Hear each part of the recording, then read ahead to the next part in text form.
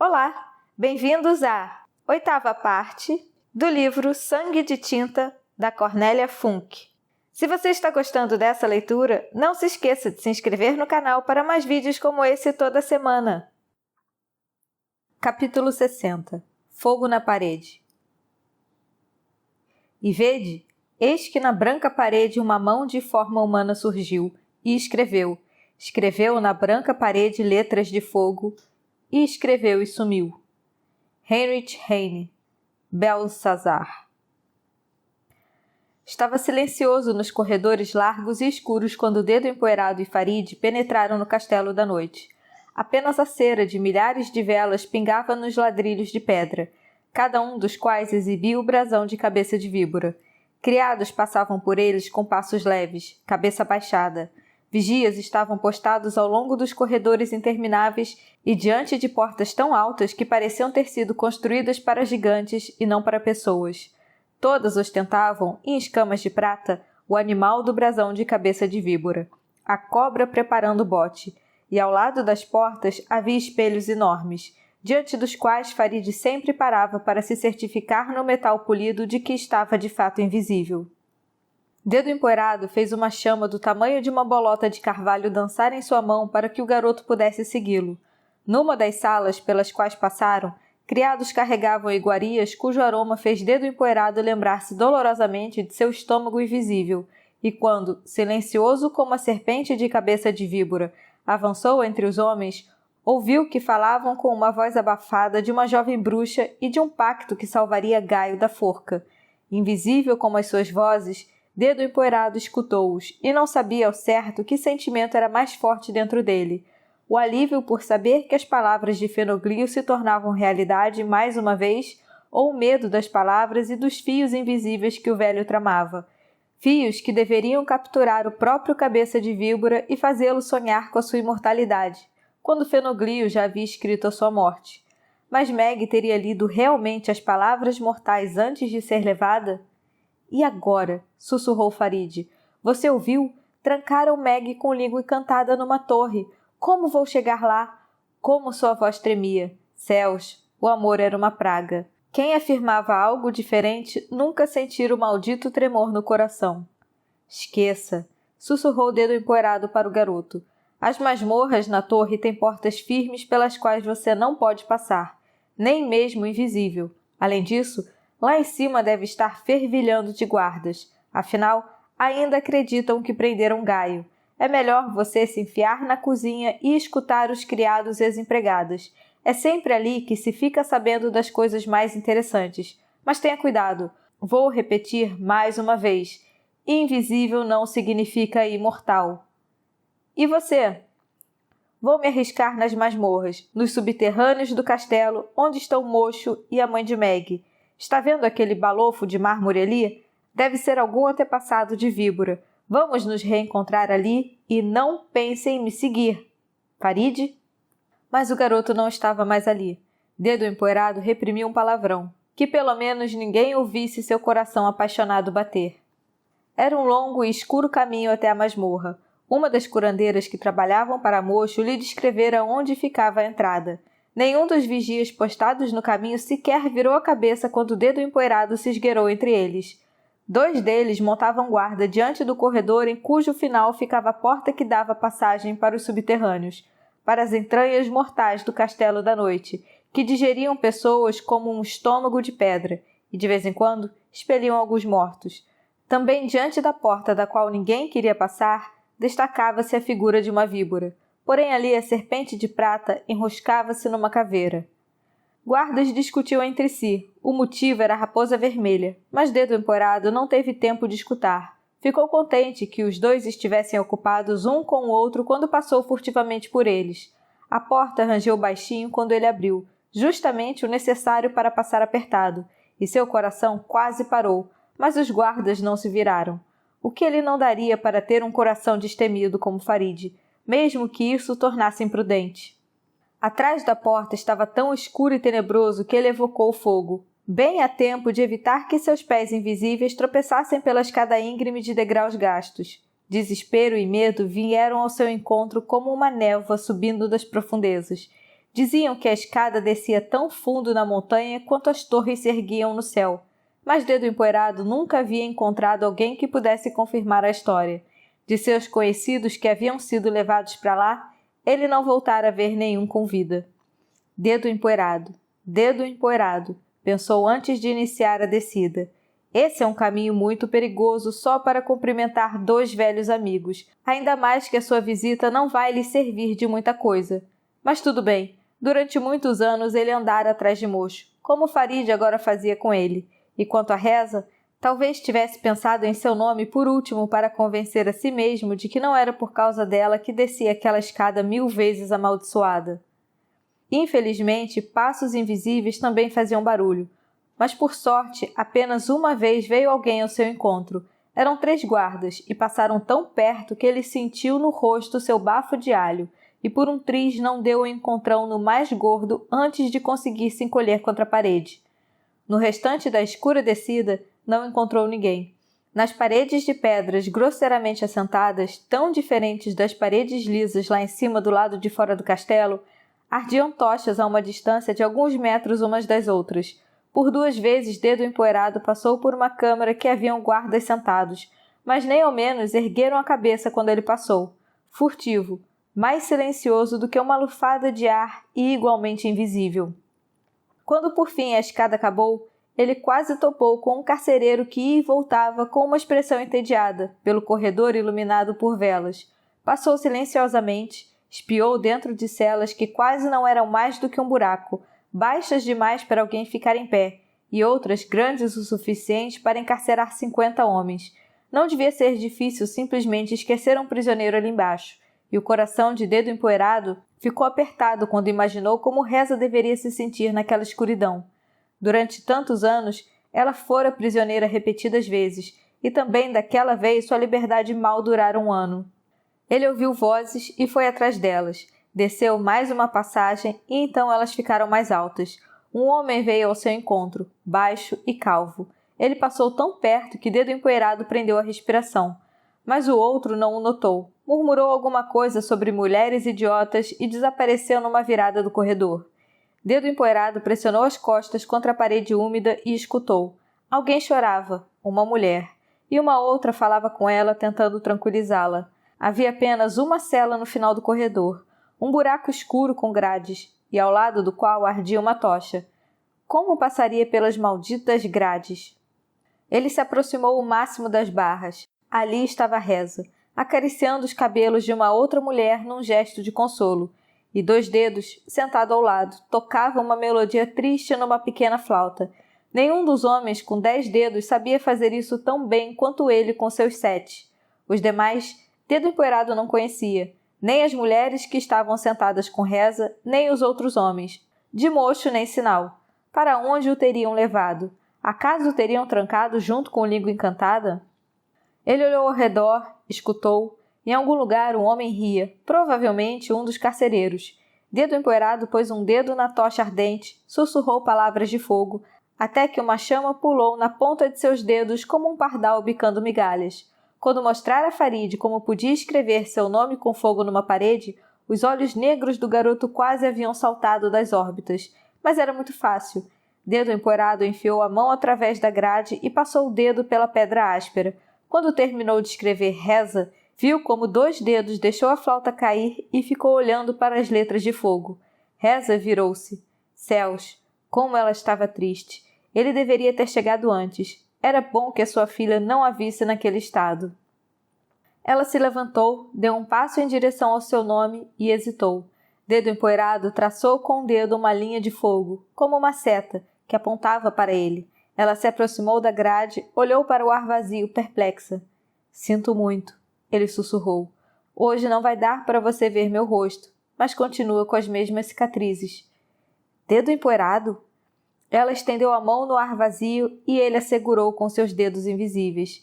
Era verdade. Ela falava. Príncipe Negro havia lhe contado que ela podia falar, mas ele não havia acreditado. Que voz bonita, sussurrou. Sempre a imaginei de uma forma parecida. Quando você a recuperou? Quando Mortola tirou o imô. 2 dedos continuavam a olhar em sua direção. A mulher que Reza estava consolando também se virou para eles, enquanto ela não dissesse nada. Como você está? Ela sussurrou. Como está Meg? Bem, com certeza melhor do que você. Ela e o escritor se juntaram para fazer essa história virar para o bem. Com uma mão, Reza segurou a barra da grade e com a outra a mão dele. Onde ela está agora? Provavelmente com o pai dela. Ele viu o horror no rosto dela. Sim, sei. Ele está lá em cima na torre, mas ela quis assim. Tudo faz parte do plano que Fenoglio tramou. Como ele está? Como está Mo? O ciúme ainda mordia. O coração era mesmo uma coisa muito boba. Parece que está melhor, e graças a Meg, não será enforcado por enquanto. Portanto, não fique tão triste. Sua filha e Fenoglio planejaram algo realmente inteligente para salvá-lo. A ele, a você e aos outros. Passos se aproximavam. Dedo empoeirado soltou a mão de Reza e recuou, mas os passos distanciaram-se novamente. Você ainda está aqui? Os olhos de Reza procuraram na escuridão. Estou. Ele envolveu novamente os dedos dela com a sua mão. Ultimamente temos nos encontrado apenas em masmorras. De quanto tempo seu marido precisa para encadernar um livro? Um livro? Ele ouviu passos novamente, mas dessa vez desapareceram mais depressa.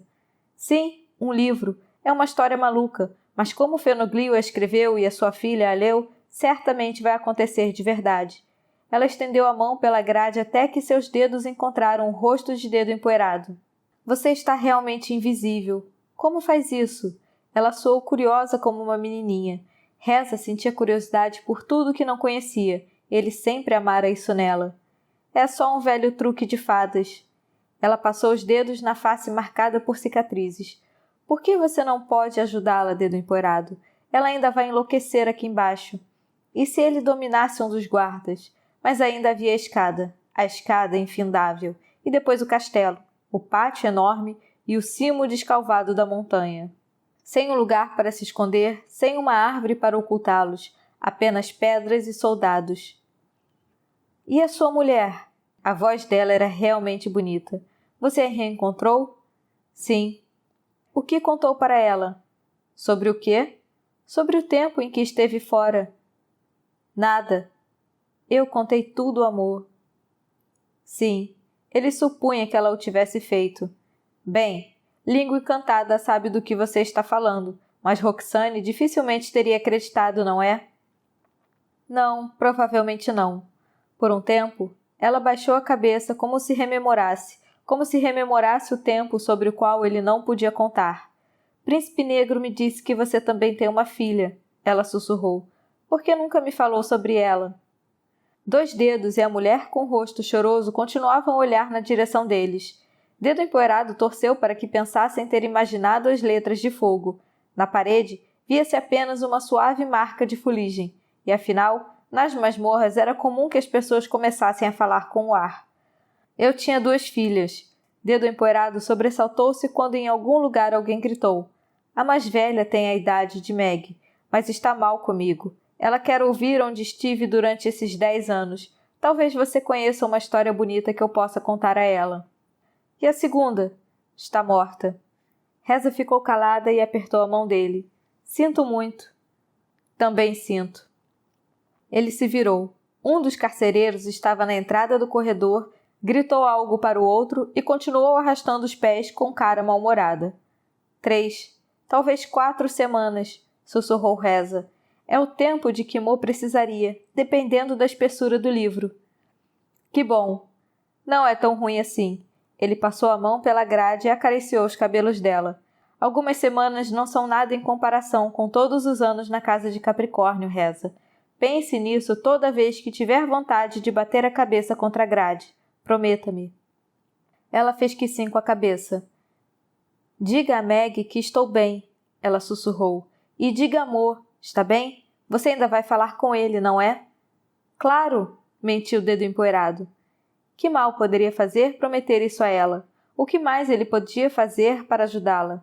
A outra mulher começou a soluçar novamente. Seu choro ecoou nas paredes mofadas, mais e mais alto.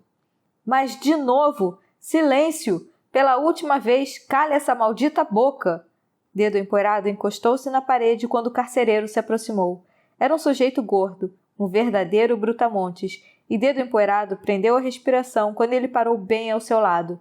Por um instante terrível, Dois Dedos olhou diretamente em sua direção, como se pudesse vê-lo, mas então seus olhos se moveram novamente e vasculharam a escuridão, talvez em busca de outras letras de fogo na parede. Cale a boca! Reza tentou acalmar a mulher quando o vigia bateu com o bastão na grade. Dedo Empoeirado quase não tinha mais para onde se encolher. A mulher que chorava pressionou o rosto na saia de Reza, e o vigia virou-se com um grunhido e foi embora novamente arrastando os pés. Dedo Empoeirado esperou até que seus passos silenciassem antes de voltar para a grade. Reza estava ajoelhada ao lado da mulher, que continuava com o rosto em sua saia e falava baixinho com ela. Reza, ele sussurrou. Preciso ir. Trouxeram um homem velho para cá essa noite? Um barbeiro, mocho, é como ele se chama. Ele se aproximou da grade mais uma vez. Não, ela sussurrou, mas os carcereiros falaram de um barbeiro que está preso e que precisa tratar de alguém no castelo antes de o prenderem junto conosco. Deve ser mocho. Mande lembranças a ele. Era difícil deixá-la sozinha na escuridão. Ele gostaria de tê-la libertado de sua gaiola, como fazia com as fadas nos mercados, mas Reza não poderia fugir dali voando. No pé da escada, 2 carcereiros zombavam do carrasco de quem Raposa Vermelha gostava de tomar o trabalho. Dedo Empoeirado passou por eles ágil como um lagarto, mas assim mesmo um deles virou-se com uma expressão perturbada. Talvez tivesse sentido o cheiro do fogo que Dedo Empoeirado trazia como um segundo manto. Capítulo 61. Na Torre do Castelo da Noite. Você nunca sairá da mesma maneira que entrou. Francis Spofford, a criança que os livros construíram. Mo estava dormindo quando trouxeram Meg. Somente a febre o fazia dormir. Ela embotoava os pensamentos que o mantinham acordado horas a fio, dia após dia, enquanto escutava as batidas do seu próprio coração na cela ventilada em que o haviam trancafiado no alto de uma torre de prata. A lua ainda brilhava através das grades das janelas quando ele foi despertado por passos se aproximando. Acorde, Gaio! O clarão de uma tocha iluminou a cela, e Raposa Vermelha empurrou uma figura magra pela porta. Reza? Que sonho era aquele? Um sonho bom, para variar? Mas não era sua mulher quem haviam trazido, era sua filha. Mo sentou-se com dificuldade. Ele sentiu o gosto das lágrimas de Meg quando ela o abraçou tão forte que o fez perder o fôlego de dor. Meg. Eles a haviam pegado também. Mo, diga alguma coisa. Ela pegou a mão dele. Olhou preocupada para o seu rosto. Como você está? Sussurrou. Olha só, quem diria, disse Raposa Vermelha em tom de deboche. Gaio tem realmente uma filha. Evidentemente, logo ela lhe contará que está aqui por livre vontade, como já quis fazer Cabeça de Víbora acreditar. Ela fez um pacto com ele, um pacto para salvar seu pescoço. Você precisava ter ouvido a história que ela contou. Com essa lábia, poderia vendê-la aos saltimbancos. Mo nem ao menos perguntou do que ele estava falando. Estreitou Meg junto de si quando o guarda trancou a porta atrás de Raposa Vermelha. Beijou seus cabelos, sua testa, segurou entre as mãos o rosto que estava tão certo de ter visto pela última vez no estábulo da floresta.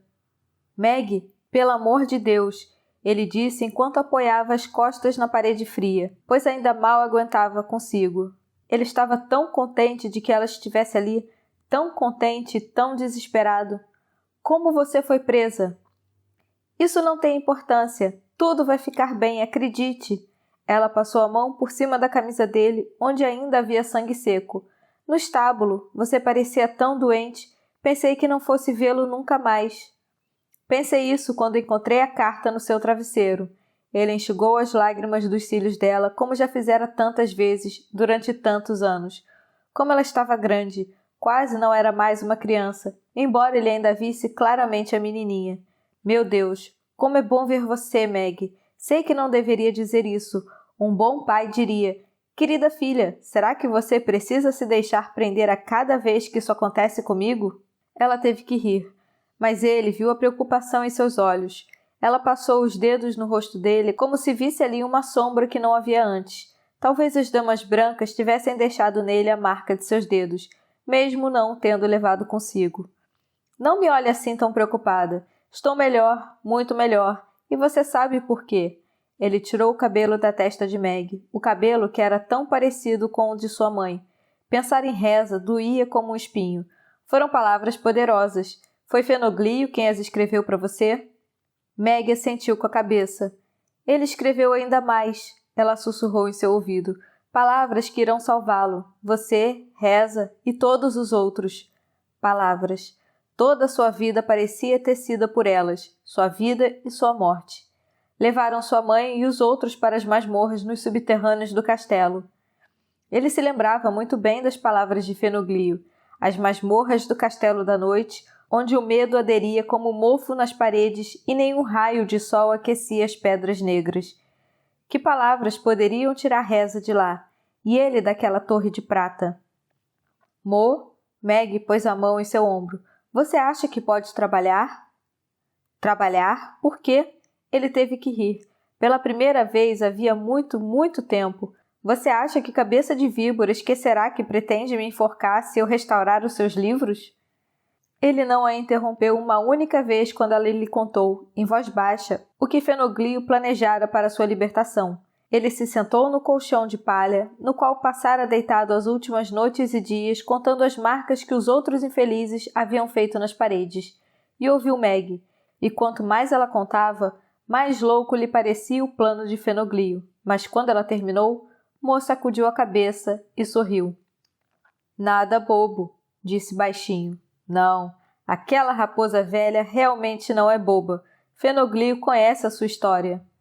Pena que agora a Mortola também conheça a versão modificada, acrescentou em pensamento, e que você tenha sido interrompida antes de terminar de ler. Meg pareceu, como tantas outras vezes, ler os pensamentos em sua testa. Ele viu em seus olhos. Passou o dedo indicador em seu nariz, como sempre fazia quando ela era pequena, tão pequena que a sua mão mal podia envolver o dedo dele. Pequena Meg, grande Meg, valente Meg. Céus, você é muito mais corajosa do que eu, disse. Negociar com cabeça de víbora. Isso eu realmente gostaria de ter visto. Ela o abraçou, acariciou seu rosto cansado. Você vai ver, Mo, sussurrou. As palavras de Fenoglio sempre se realizam, nesse mundo ainda mais do que no nosso. Afinal, elas fizeram você sarar, não foi? Ele apenas concordou com a cabeça. Se tivesse dito alguma coisa, ela teria percebido em sua voz que ele achava difícil acreditar no final feliz. Mesmo quando era mais nova, Meg sempre percebia imediatamente quando algo o afligia. Mas antes era mais fácil distraí-lo com uma brincadeira, um trocadilho, uma história. Ninguém conseguia ver tão facilmente o que se passava no coração de Mo quanto Meg, com exceção da sua mãe. Reza tinha o mesmo jeito de olhar para ele. Você deve ter ouvido porque me trouxeram para cá, não? Dizem que sou um salteador famoso. Você se lembra que sempre brincávamos de Robin Hood? Meg fez que sim. Você sempre queria ser Robin Hood. E você é o xerife de Nottingham. Os maus são mais fortes, você sempre dizia. Criança esperta. Sabe como eles me chamam? Você vai gostar do nome. Gaio. Meg quase sussurrou o nome. Isso mesmo. O que você acha? Não devo ter muitas esperanças de que o verdadeiro Gaio reivindique o seu nome de volta ainda antes da minha execução, não é? Com que olhar sério ela o fitou, como se soubesse de algo que ele não sabia. Não existe um outro, Mo, ela disse baixinho. Você é Gaio. Sem dizer outra palavra, ela pegou o braço dele, ergueu a manga e passou o dedo na cicatriz que Basta havia deixado. A ferida estava sarando quando estivemos na casa de Fenoglio. Ele lhe deu um unguento para fechar mais depressa. Lembra? Ele não entendeu, nem uma só palavra. Sim, e daí? Você é Gaio, ela disse mais uma vez. Ninguém mais. Fenoglio escreveu as canções sobre ele. São todas inventadas, porque ele achou que faltava um salteador no seu mundo, e usou você como modelo. Ele dava um salteador bastante nobre em minha fantasia. Ele me escreveu. Levou um bom tempo até que Mo entendesse realmente o sentido dessas palavras, e de repente teve que rir, tão alto que o guarda abriu a janelinha gradeada da porta e olhou para dentro desconfiado.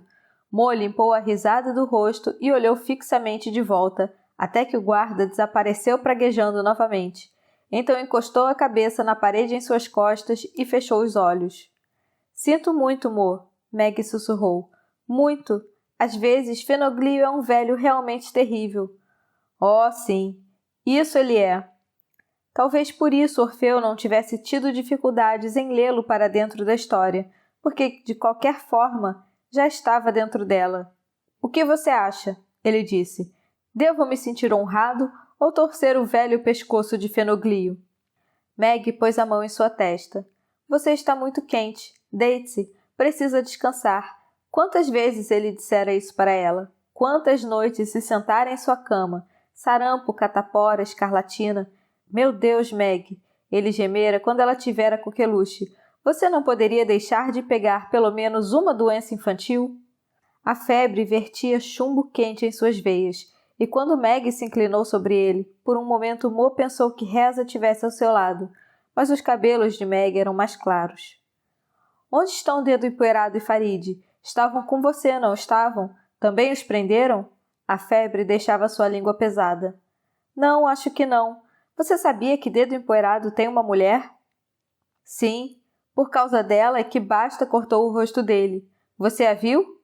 Meg fez que sim. Ela é muito bonita. Farid tem ciúmes dela. É mesmo? Eu pensei que ele fosse apaixonado por você. Meg ficou vermelha, muito vermelha. Meg, Mo se ergueu. Céus, quando aquela febre desapareceria definitivamente? Ela o deixava fraco como velho. Oh, não, disse baixinho. Acho que perdi alguma coisa. Minha filha está apaixonada e eu perdi. Mais uma razão para amaldiçoar esse maldito livro. Você devia ter ficado com Farid. Eu teria me virado. Não teria. Teriam enforcado você. Isso ainda pode acontecer. O garoto agora deve estar morrendo de preocupação por sua causa. Coitado. Ele beijou você? Mo! Ela virou o rosto envergonhada, mas estava sorrindo. Preciso saber. Acho que até mesmo preciso dar a minha permissão, não? Mo, pare! Ela deu uma cotovelada nas suas costelas, como sempre fazia quando ele a provocava, e ficou apavorada quando seu rosto se contorceu de dor. Desculpe, sussurrou. Tudo bem, enquanto doer estou vivo. O vento trouxe o barulho de cascos, armas tilintaram e vozes ecoaram pela noite. Sabe de uma coisa? Disse Mo baixinho. Vamos jogar nosso velho jogo. Vamos imaginar que estamos numa outra história, talvez no condado onde é bastante sossegado ou entre os gansos selvagens, com Wart. O que você acha? Ela não respondeu.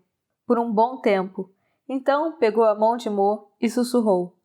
Eu gostaria de imaginar que estamos juntos na floresta sem caminhos. Você e eu e Reza. Então eu poderia lhe mostrar as fadas, os elfos de fogo, as árvores sussurrantes e... Não, espere! A oficina de Bálbulos. Sim, é lá que eu gostaria de estar com você. Ele é um iluminador, Mo, no castelo de Ombra, o melhor de todos. Você poderia ver os pincéis e as tintas. Como ela soou agitada de repente. Ainda era capaz de esquecer tudo como uma criança. A porta trancada e as forcas no pátio. Bastava pensar em alguns pincéis muito finos. Muito bem, disse Mo e passou mais uma vez a mão em seus cabelos claros. Como você quiser. Vamos imaginar que estamos no castelo de Ombra. Eu realmente gostaria de ver esses pincéis. Capítulo 62. E agora? Sonhei um livro sem limites, um livro irrestrito, de folhas espalhadas em fantástica abundância. Em cada linha, um novo horizonte foi traçado. Novos céus foram especulados. Novos estados, novas almas. Cliver Barker, Abarat.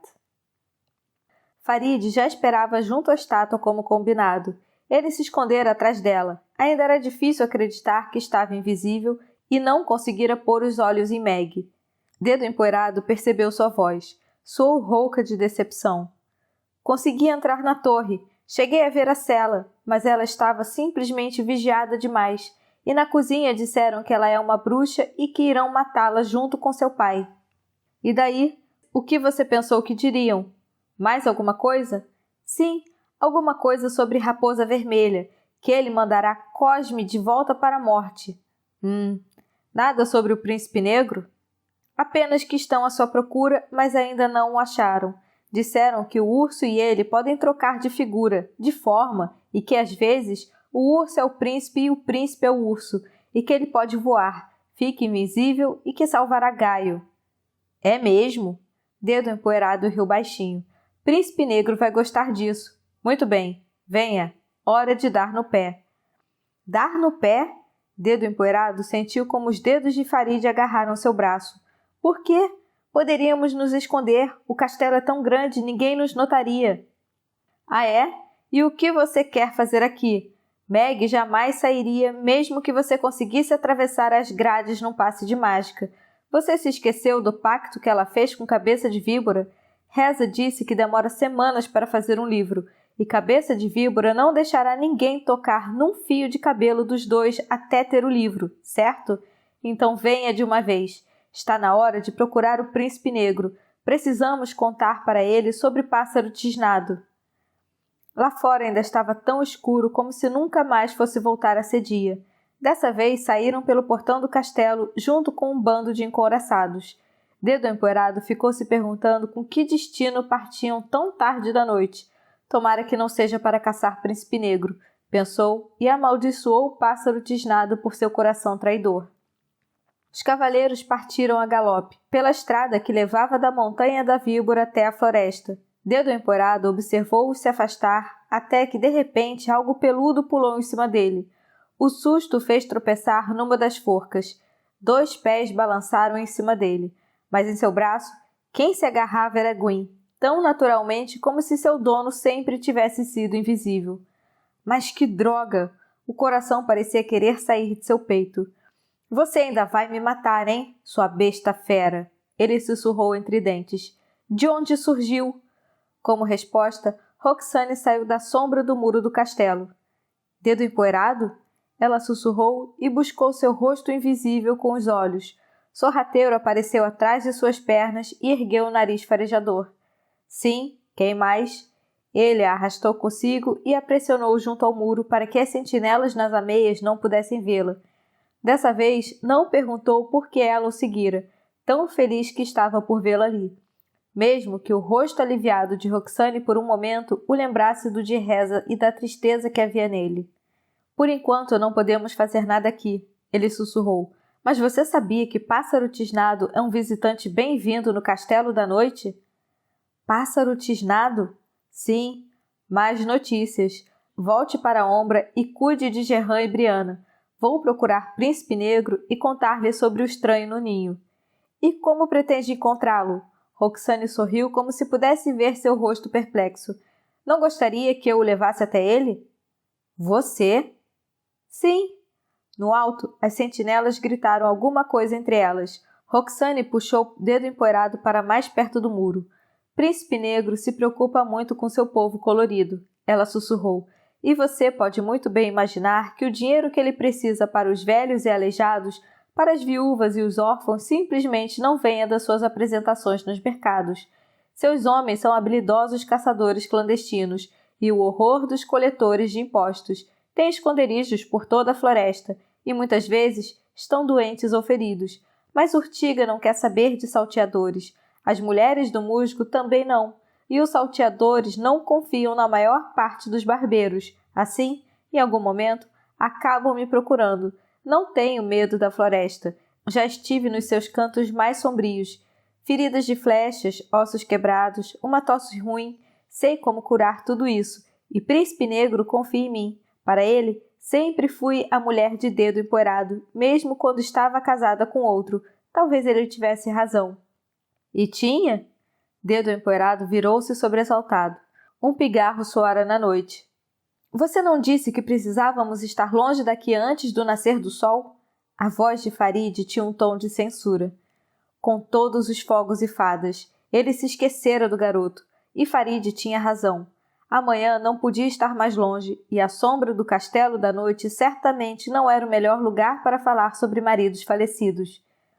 Muito bem, pegue a Marta, sussurrou o dedo empoeirado, mas tome cuidado e não me dê outro susto desses, senão nunca mais permitirei que você se torne invisível novamente. Capítulo 63. A Toca do Texugo. Oh, Sara, isso soa como uma história. Isso é uma história. Todos nós estamos numa história. Você, eu, Miss Minchin, Frances Hodgson Burnett, a princesinha. Farid seguiu o dedo empoeirado e Roxane pela noite com uma expressão no rosto que certamente era tão sombria quanto o céu sobre eles. Doía deixar Meg no castelo. Não importava o quão sensato fosse. E ainda por cima, agora via Roxane com eles, embora ele tivesse que admitir que ela parecia saber exatamente para onde pretendia ir.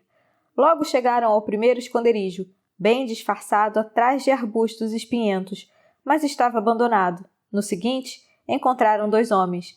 Desconfiados, sacaram os punhais e somente os puseram de volta no cinto depois de Roxane ter falado um bom tempo com eles. Talvez sentissem a presença de Dedo Empoeirado e de Farid apesar da invisibilidade. Felizmente, Roxane havia curado um feio furúnculo de um dos 2, que finalmente lhe disse onde poderia encontrar Príncipe Negro. Toca do Texugo. Farid pensou ter ouvido 2 vezes a palavra. Seu esconderijo principal, foi só o que Roxane disse. Devemos estar lá quando o dia clarear, mas eles me advertiram. Deve haver soldados no caminho, muitos soldados. Desde então, Farid pensou ouvir por diversas vezes o retinir de espadas à distância, o resfolegar dos cavalos, vozes, passos em marcha, mas talvez fosse somente sua imaginação. Logo os primeiros raios do sol atravessaram o teto de folhas acima deles e seus corpos pouco a pouco voltaram a ficar visíveis, como imagens refletidas na água escura. Era bom não ter mais que procurar as próprias mãos e os pés e ver de novo o dedo empoeirado diante de si, mesmo que andasse ao lado de Roxane. De vez em quando, Farid sentia como ela olhava para ele, como se ainda buscasse em seu rosto escuro alguma semelhança com o dedo empoeirado. Em sua gleba, ela lhe perguntara umas 2 vezes sobre sua mãe. Farid teve vontade de lhe dizer que sua mãe havia sido uma princesa, muito, mas muito mais bonita do que Roxane, por quem Dedo Empoeirado havia se apaixonado tanto que ficara com ela 10 anos, até que a morte a arrancou de seu lado, deixando-lhe apenas um filho, o filho de pele escura e olhos negros que o seguia como uma sombra. Mas a história não combinava com a idade dele e, além disso, Dedo Empoeirado teria ficado tão terrivelmente furioso se Roxane lhe perguntasse se a história era verdadeira que no final simplesmente respondeu que sua mãe estava morta, o que provavelmente não era mentira. Se Roxane fosse tão boba a ponto de acreditar que Dedo Empoeirado apenas voltara para ela porque perdera a sua outra mulher, melhor ainda. Cada olhar que Dedo Empoeirado lançava para Roxane enchia de ciúmes o coração de Farid, até a borda. E se um dia ele ficasse definitivamente com ela, na gleba com os canteiros perfumados, e se não tivesse mais vontade de perambular de mercado em mercado e preferisse ficar com ela, beijá-la e rir com ela, como agora fazia tantas vezes e ainda por cima esquecesse o fogo e Farid? A floresta se fechava mais, e o castelo da noite parecia apenas um sonho ruim, quando de repente uma dúzia de homens o cercou entre as árvores. Homens armados em trajes andrajosos. Surgiram tão silenciosamente que o próprio Dedo Empoeirado não ouviu. Com expressões hostis, empunhavam espadas e punhais e olhavam para os 2 corpos ainda quase invisíveis no peito e nos braços. — Ei, ferrolho! Não se lembra de mim? Perguntou Roxane e deu um passo em direção aos homens. Como vão seus dedos? O rosto do homem desanuviou-se. Era um sujeito rude com uma cicatriz no pescoço. Ah, a feiticeira das ervas! Claro que lembro, ele disse. O que veio fazer tão cedo na floresta? E que espíritos são esses aí? Não somos espíritos. Estamos procurando o Príncipe Negro. Quando o Dedo Empoeirado se pôs ao lado de Roxane, todas as armas apontaram para ele. O que é isso? Roxane disse em tom áspero. Olhem para o seu rosto. Nunca ouviram falar de dançarino do fogo? Príncipe Negro vai soltar seu urso em cima de vocês quando souber que o ameaçaram. Os homens cochicharam uns com os outros e examinaram preocupados o rosto de Dedo Empoeirado. 3 cicatrizes, claras como teias de aranha, sussurrou Ferrolho. Sim, já ouvimos falar dele, mas só em canções. E quem disse que não se pode acreditar em canções? Dedo Empoeirado soprou o ar na fria manhã e sussurrou palavras de fogo até que uma chama devorou seu hálito vaporoso. Os salteadores recuaram e olharam para ele como se agora tivessem ainda mais certeza de que era um espírito. Dedo Empoeirado, porém, ergueu as mãos no ar e comprimiu a chama como se não houvesse nada mais fácil.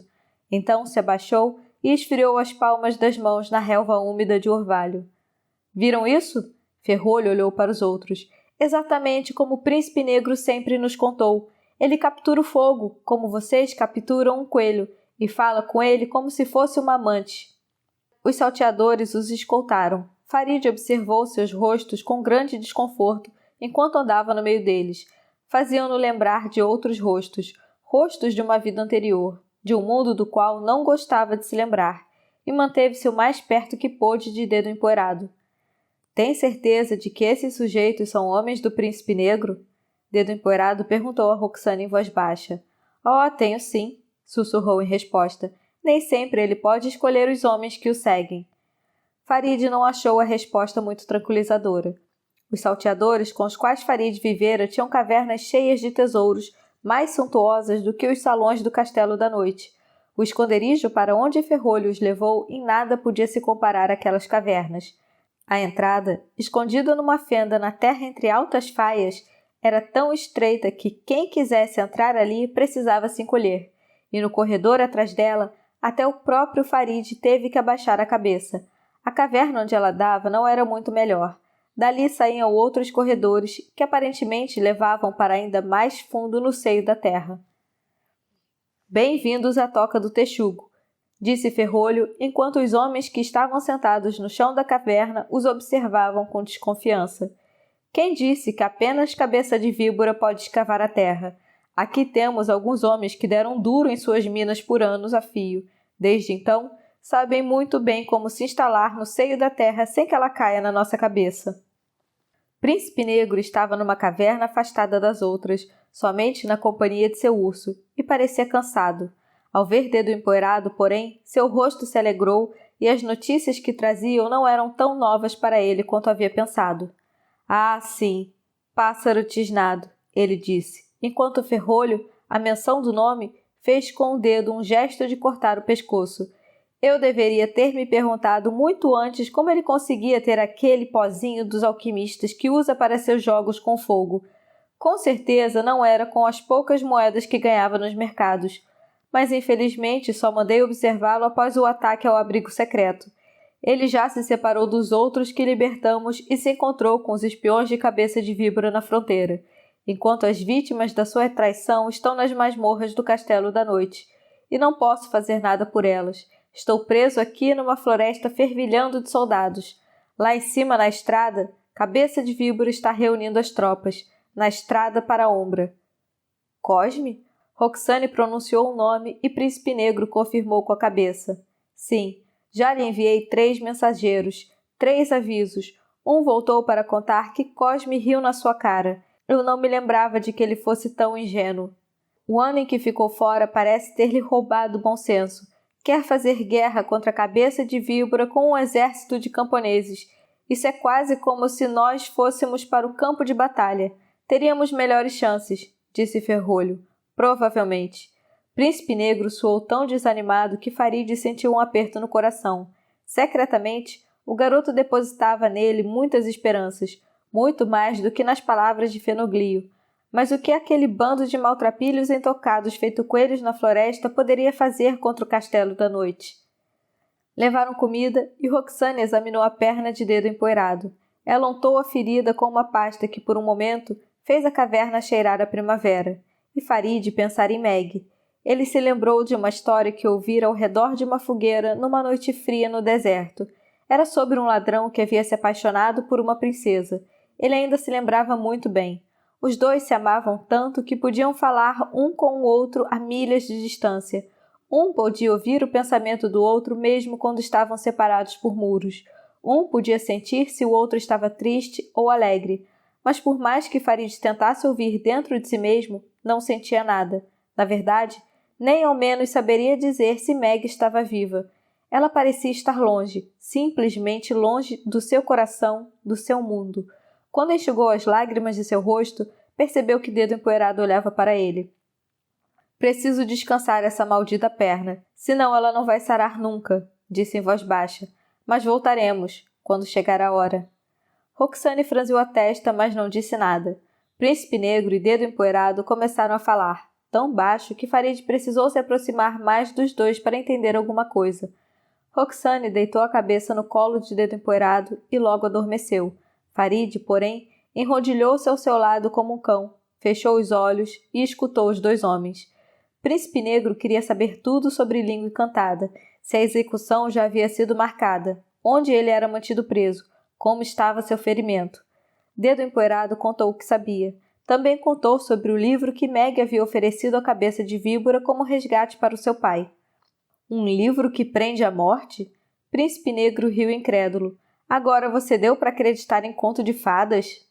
Dedo Empoeirado não respondeu.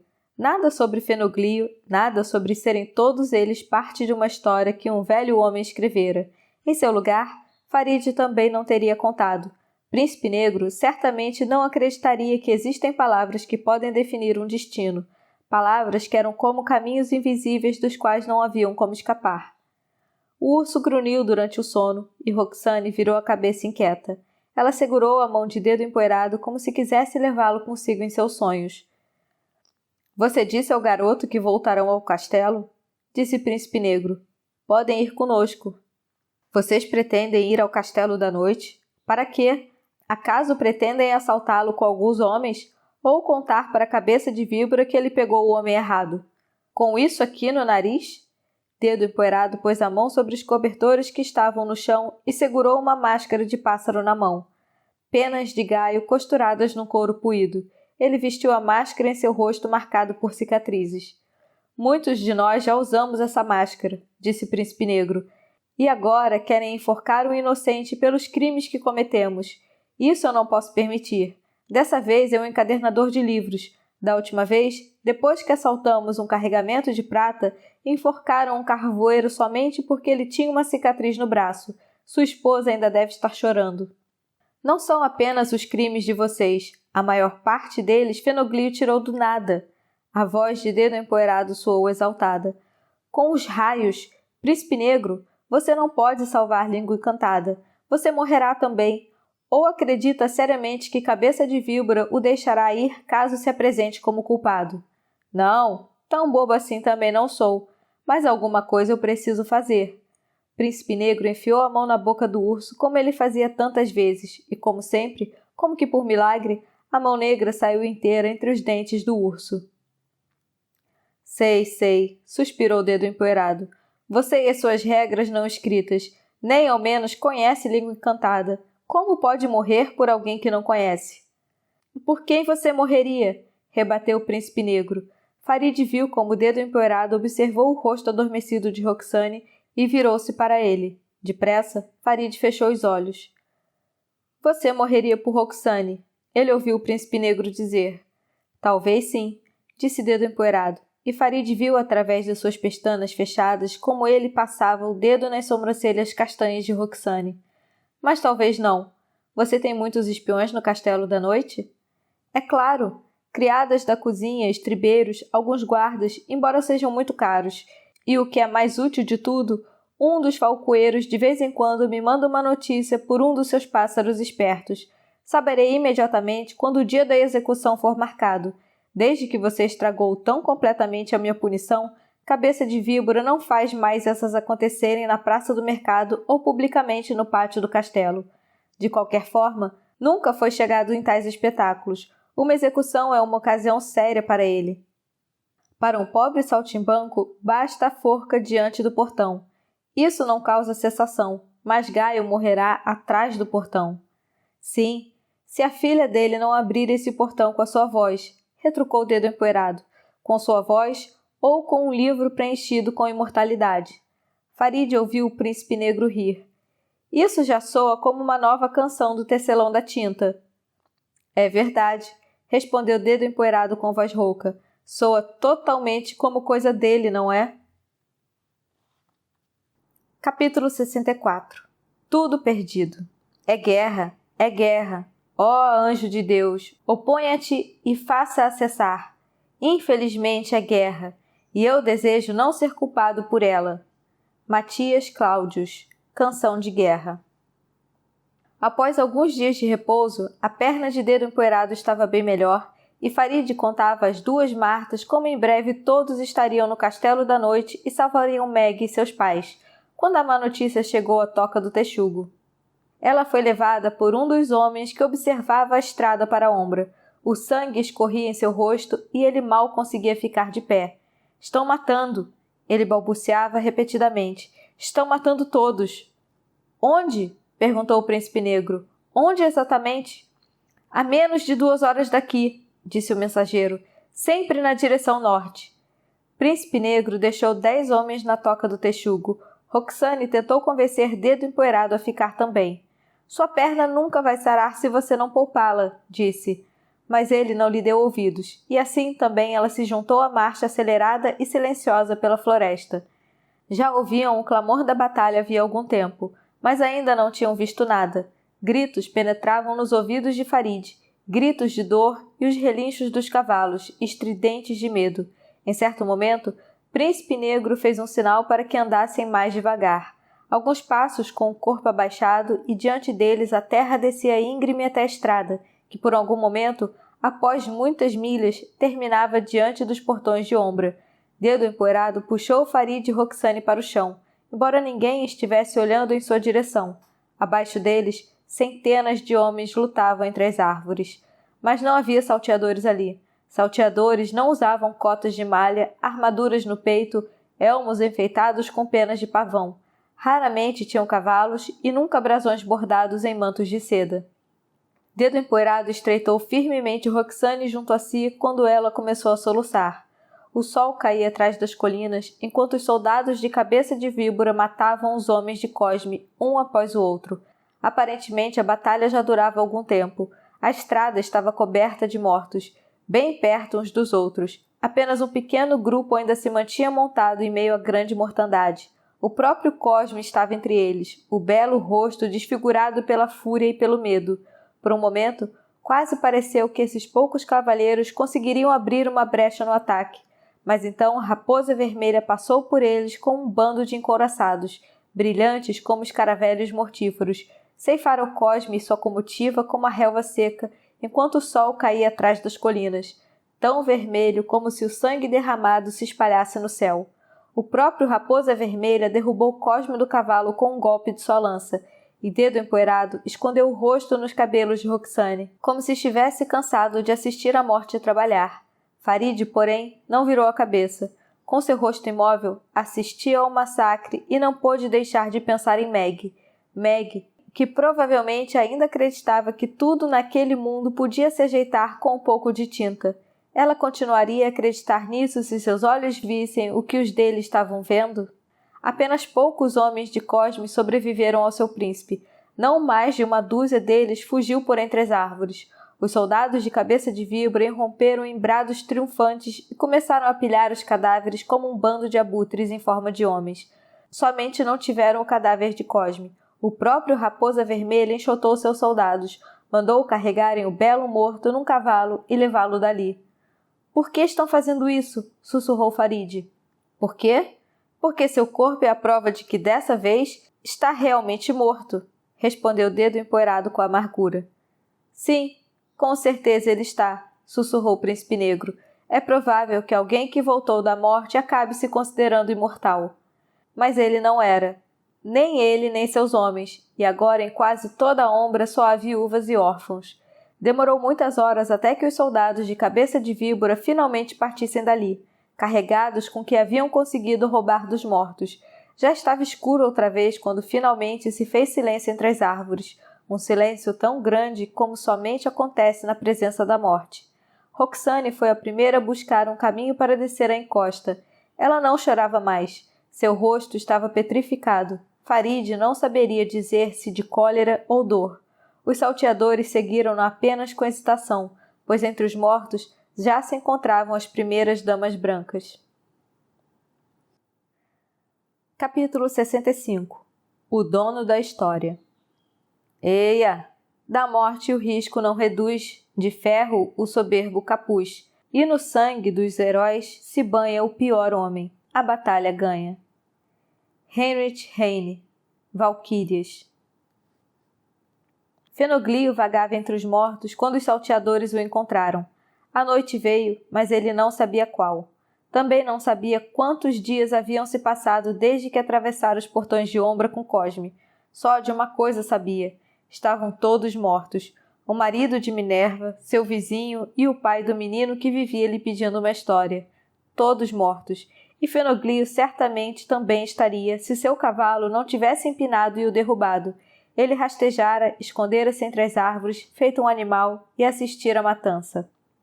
Desde que os soldados de cabeça de víbora haviam partido, ele cambaleava de um cadáver para o outro, amaldiçoava a si mesmo, amaldiçoava sua história, amaldiçoava o mundo que havia criado. Quando sentiu a mão em seu ombro, pensou por um momento que Cosme realmente havia ressuscitado, mas era Príncipe Negro que estava atrás dele.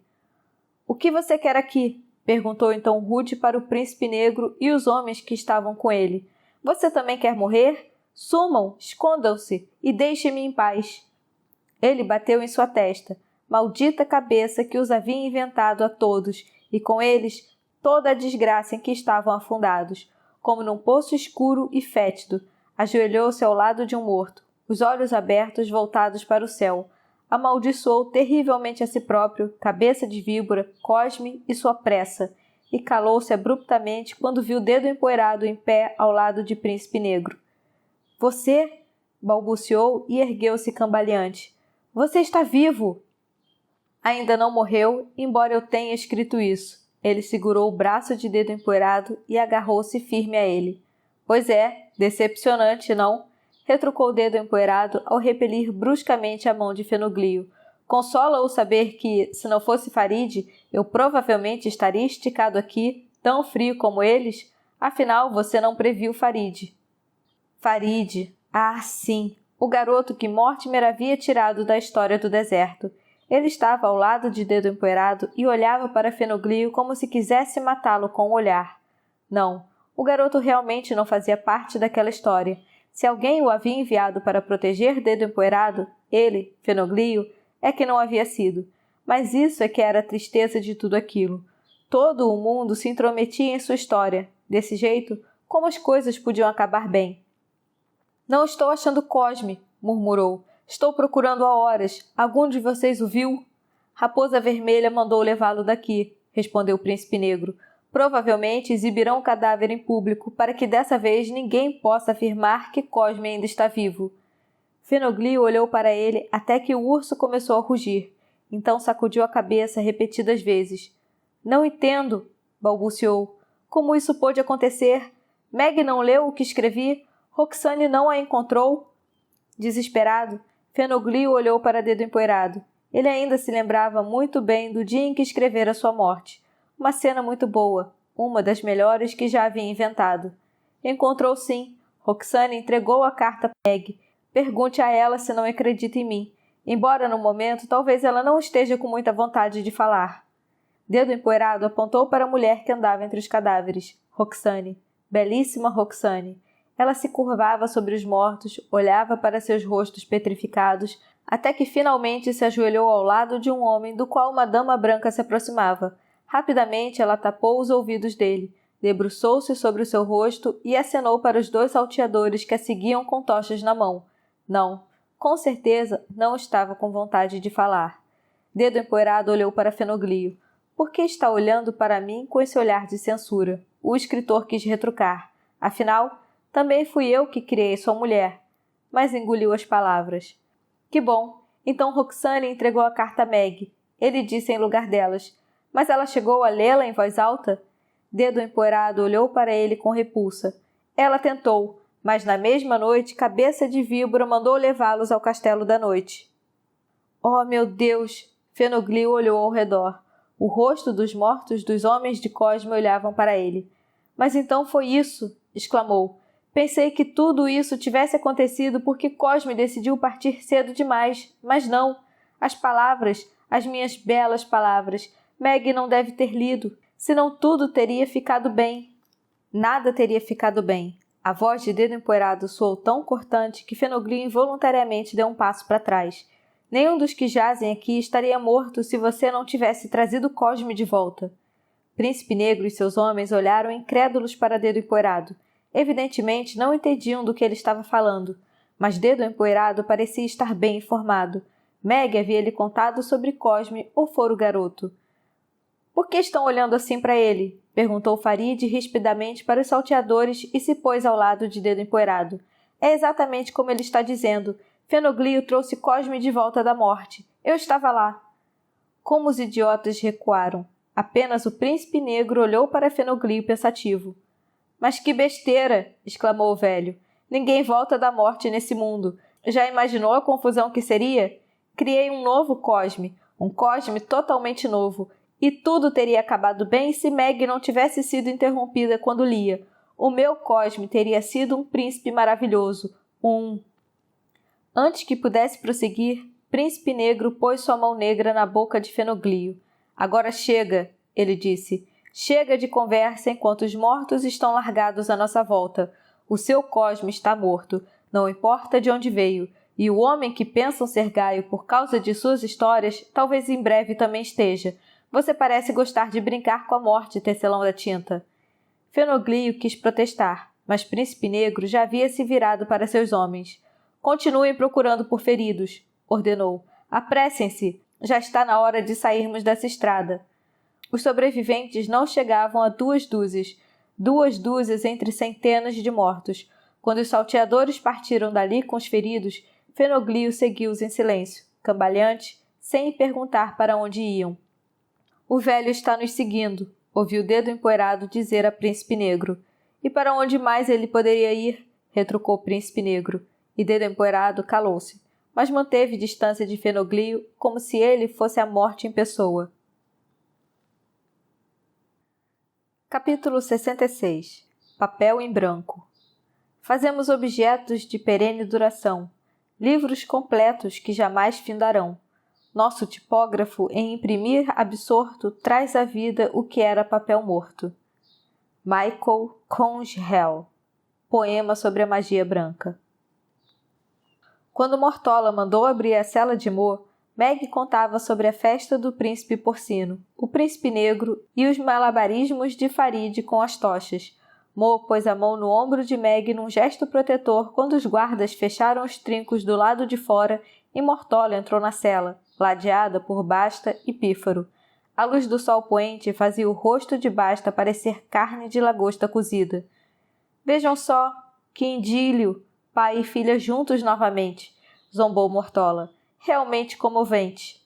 Apressem-se, sussurrou o guarda através da porta. Se Cabeça de Víbora souber que deixei vocês entrarem, vou para a canga por 3 dias.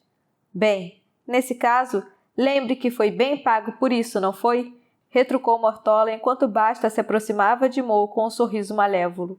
Então, língua encantada, ele ronronou, eu não disse que vocês todos ainda cairiam na nossa rede? Você é que parece ter caído na rede de Dedo Empoeirado, retrucou Mo e empurrou depressa Meg para trás de si quando Basta, em resposta, sacou sua navalha. Basta? Pare com isso, ralhou Mortola. Não temos tempo para seus joguinhos. Meg saiu de trás de Mo quando Mortola se aproximou deles. Ela queria mostrar que não tinha medo da gralha, mesmo que isso fosse obviamente apenas uma mentira de orgulho. Interessante as palavras que você escondeu debaixo do vestido, Mortola sussurrou. Cabeça de Víbora ficou especialmente interessado na parte que fala de 3 palavras muito especiais. Oh, veja só como ela está empalidecendo em volta do seu lindo nariz. Sim, Cabeça de Víbora sabe dos seus planos, Pombinha, e também sabe que Mortola não é tão boba quanto ele pensava. O livro que você prometeu, porém, infelizmente ele ainda quer. O tolo acredita seriamente que vocês dois são capazes de trancar a morte dele num livro. A gralha torceu o nariz para a tamanha idiotice de seu príncipe e chegou mais perto de Meg. Pois é, ele é um cabeça de vento ingênuo como todos os príncipes, sussurrou para Meg. Nós duas sabemos disso, não é? Pois as palavras que estavam com você também diziam que Cosme, o Belo, conquistaria esse castelo e mataria a Cabeça de Víbora, com a ajuda do livro que seu pai vai confeccionar para ele. Mas como? Cosme está morto, e dessa vez, definitivamente. Agora você me olha assustada, não é, sua bruxa? Seus dedos beliscaram rudemente as bochechas de Meg. Mo quis empurrar sua mão de volta, mas Basta o ameaçou com a navalha. Sua língua perdeu o poder mágico, querida, sussurrou a Gralha. As palavras continuam sendo nada além de palavras.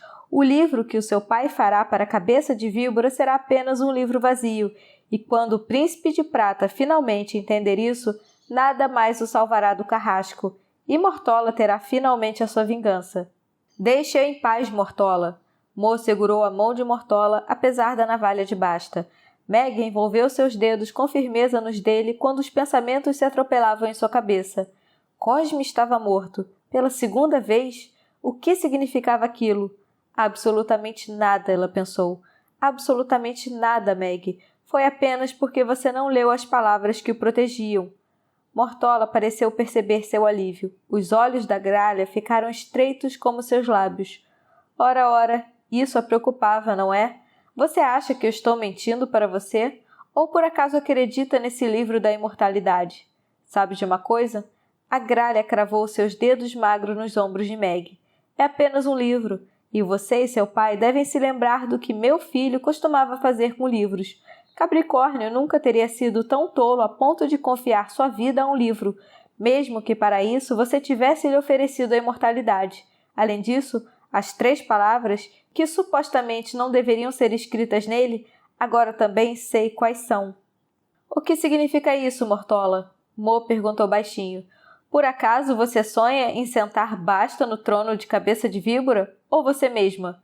A Gralha lançou um breve olhar para o guarda na porta da cela, mas ele virou de costas e ela voltou-se para Mo com ar impassível.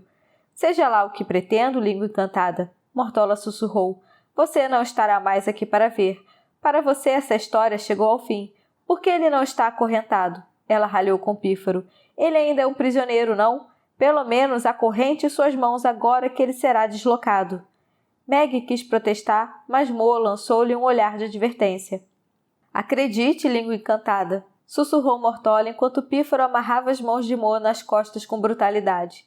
Mesmo que cabeça de víbora o liberte depois de ter feito o livro, você não irá longe.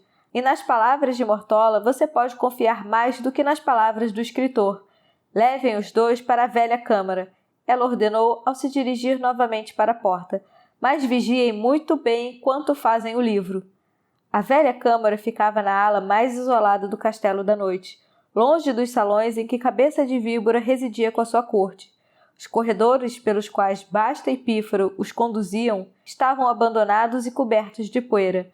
Não havia prata adornando colunas ou portas, não havia vidros fechando as janelas, sempre expostas ao vento. A câmara cuja porta Pífaro finalmente abriu diante de Mo, com uma reverência sarcástica, parecia inabitada havia muito tempo. O tecido vermelho desbotado que cobria a cama estava devorado pelas traças. Os ramalhetes dentro dos jarros dos nichos das janelas estavam secos. O pó caía das flores pálidas e cobria de um branco sujo as arcas que havia diante das janelas. No meio do aposento, fora montada uma mesa, um tampo de madeira comprido apoiado em cavaletes. Atrás dela havia um homem, pálido como papel, de cabelos brancos e mancha de tinta nos dedos. Ele passou os olhos em Meg, porém examinou Mo tão detidamente como se alguém lhe tivesse encomendado um parecer. — É esse aí? Ele perguntou a Pífaro. Esse homem nunca deve ter segurado um livro nas mãos, sem falar de que não deve ter a mínima noção de como encaderná-los. Meg percebeu um sorriso furtivo no rosto de Mo. Sem dizer uma palavra, ele se aproximou da mesa e olhou para as ferramentas em cima dela. — Meu nome é Tadeu, sou o bibliotecário, prosseguiu o estranho com voz irritada. Suponho que nem mesmo um único desses objetos lhe diga alguma coisa, mas posso lhe assegurar que só o papel que está vendo vale mais do que a sua vida miserável de salteador. Ele é resultado da finíssima depuração da melhor fábrica num raio de 1000 milhas e é suficiente para encadernar mais de 2 livros de 500 páginas, embora, obviamente, um verdadeiro encadernador prefira o pergaminho a qualquer papel, por melhor que seja. Mo estendeu as mãos acorrentadas a Pífaro. Essa é uma questão controversa, ele disse enquanto o nariz de prata soltava a corrente com gesto mal-humorado. Fique feliz por eu ter pedido papel. O pergaminho para esse livro custaria uma fortuna. Isso sem falar nas centenas de cabras que teriam que dar a sua vida para isso. E quanto à qualidade dessas folhas, não são tão boas assim como você afirma. O papel foi depurado grosseiramente, mas se não há nada melhor, teremos que nos virar com esse mesmo. Espero que pelo menos esteja bem colado. Quanto ao resto, Mo passou seus dedos de especialista nas ferramentas fornecidas. Parece que vai dar para o gasto. Estiletes e dobradeiras, cânhamo, retroses e agulhas para alinhavar as folhas. Cola e um pote onde era possível esquentá-la. Madeira de faia para a capa, couro para a cobertura. Mo examinou tudo com as mãos, como fazia com a sua oficina antes de começar a trabalhar. Então olhou ao redor. E a prensa? E com o que devo aquecer a cola? Você receberá tudo do que precisa ainda durante o dia, respondeu Tadeu perturbado. Os fechos estão em ordem, mas preciso de mais uma lima e também de pergaminho e couro para as pastas. Claro, claro. Tudo o que você disser. O bibliotecário inclinou a cabeça solícito enquanto um sorriso de incredulidade surgiu em seu rosto pálido. Muito bem. Mo apoiou-se com as duas mãos na mesa. Desculpe, mas ainda estou com as pernas um pouco fracas. Espero que o couro seja mais maleável do que o papel. E quanto à cola, pegou um tacho e cheirou dentro dele. Bem, vamos ver se é boa o suficiente. Traga-me também goma. Usarei a cola apenas para a encadernação. As traças gostam mais dela. Meg divertia-se com a surpresa estampada nos rostos. Até mesmo o pífaro ficou olhando espantado para Mo. Apenas a expressão de Basta permaneceu imutável. Ele sabia que havia levado um encadernador e não um salteador para o bibliotecário. Meu pai precisa de uma cadeira, Meg disse com um olhar desafiador para o bibliotecário. O senhor não vê que ele está ferido? Quer que ele trabalhe em pé? Em pé? Não, claro que não. De forma alguma. Mandarei trazer uma poltrona imediatamente, respondeu o bibliotecário com voz ausente enquanto continuava a examinar Mo com o olhar. O senhor... sabe espantosamente muito sobre a arte da encadernação para um bandoleiro. Meg sorriu para ele. Pois é, ele disse. Talvez o bandoleiro algum dia tenha sido um encadernador, não é mesmo? Não se diz por aí que entre os foras da lei se encontram as mais diversas profissões? Camponeses, sapateiros, barbeiros, saltimbancos. Não importa o que ele foi, interrompeu-se Pífaro. Continua sendo um assassino. Portanto, não se deixe enganar por sua voz macia, seu rato de biblioteca. Ele mata sem pestanejar. Pergunte a Basta se não acredita em mim. Sim, é verdade. Basta coçou sua pele queimada. É mais perigoso do que um ninho de serpentes. E a sua filha não é nem um tiquinho melhor. Espero que esses estiletes aqui não lhe deem ideias estúpidas, disse para Mo. Os guardas contarão regularmente quantos são e para cada um que sumir, cortarão um dedo da sua filha. Para cada besteira que você tentar fazer, farão o mesmo com você, entendeu? Mo não respondeu, mas olhou para os estiletes como se quisesse contá-los por precaução. Agora mande trazer de uma vez essa cadeira, disse Meg impaciente para o bibliotecário quando Mo se apoiou na mesa novamente. Sim, é claro, imediatamente. Tadeu saiu apressado. Pífaro, porém, deu uma risada sarcástica. Vejam só a pequena bruxa, dando ordens por aí como uma princesinha mimada. Também não admira. Afinal de contas, ela afirma ser filha de um homem que pode prender a morte entre duas chapas. E você, Basta, acredita na história dela? Basta pegou o amuleto que trazia em volta do pescoço. Não era um pé de coelho como usava quando servia a Capricórnio, mas um osso, suspeitosamente semelhante a de um dedo humano. Quem sabe, murmurou. Sim, quem sabe, repetiu Mo sem se voltar para os dois. Em todo caso, sou capaz de evocar a morte, não é, Basta? E Meg também. Pífaro lançou um rápido olhar para Basta. Sua pele queimada adquirira manchas brancas. Só sei de uma coisa, ele rosnou, a mão ainda em seu amuleto. Que você já devia estar morto e enterrado, língua encantada, e que cabeça de víbora deveria ouvir Mortola e não sua filha feiticeira. Ele comeu na mão dela. Ele, príncipe de prata, caiu em todas as suas mentiras. Pífaro empertigou-se, belicoso como a serpente no brasão do seu senhor. Caiu em suas mentiras? Perguntou com sua voz estranhamente abafada. Ele era uma cabeça mais alta do que Basta. Cabeça de víbora não se deixa engambelar por ninguém. É um grande príncipe, maior do que todos os outros, Raposa Vermelha às vezes se esquece disso, assim como Mortola. Não cometa o mesmo erro. E agora sumam daqui. Cabeça de Víbora ordenou que ninguém que trabalhava para Capricórnio vigiasse esse aposento. Será que isso pode significar que ele não confia em você? A voz de Basta diminuiu num sussurro. Você mesmo já trabalhou para Capricórnio, Pífaro, disse. Sem ele você não seria nada. Ah, é? Está vendo esse nariz? Pífaro passou o dedo no nariz de prata. Antigamente eu tinha um como o seu, uma coisa grosseira, comum. Foi dolorido perdê-lo, mas Cabeça de Víbora mandou fazer um melhor para mim. E desde então, não canto mais para incendiários bêbados, mas somente para ele, um autêntico príncipe, cuja família é mais antiga do que as torres desse castelo. Se você não quiser servir a ele, volte para a fortaleza de Capricórnio. Talvez o fantasma dele ainda esteja perambulando entre os muros queimados, mas você tem medo de fantasmas, não é, Basta? Os dois homens estavam tão perto um do outro que quase não havia lugar entre eles para a lâmina da navalha de Basta. Tenho medo deles, disse entre os dentes, mas pelo menos não fico ajoelhado todas as noites gemendo com medo de que as damas brancas venham me buscar, como seu digníssimo novo patrão. Pífaro deu um soco tão forte no rosto de Basta que sua cabeça bateu no batente da porta.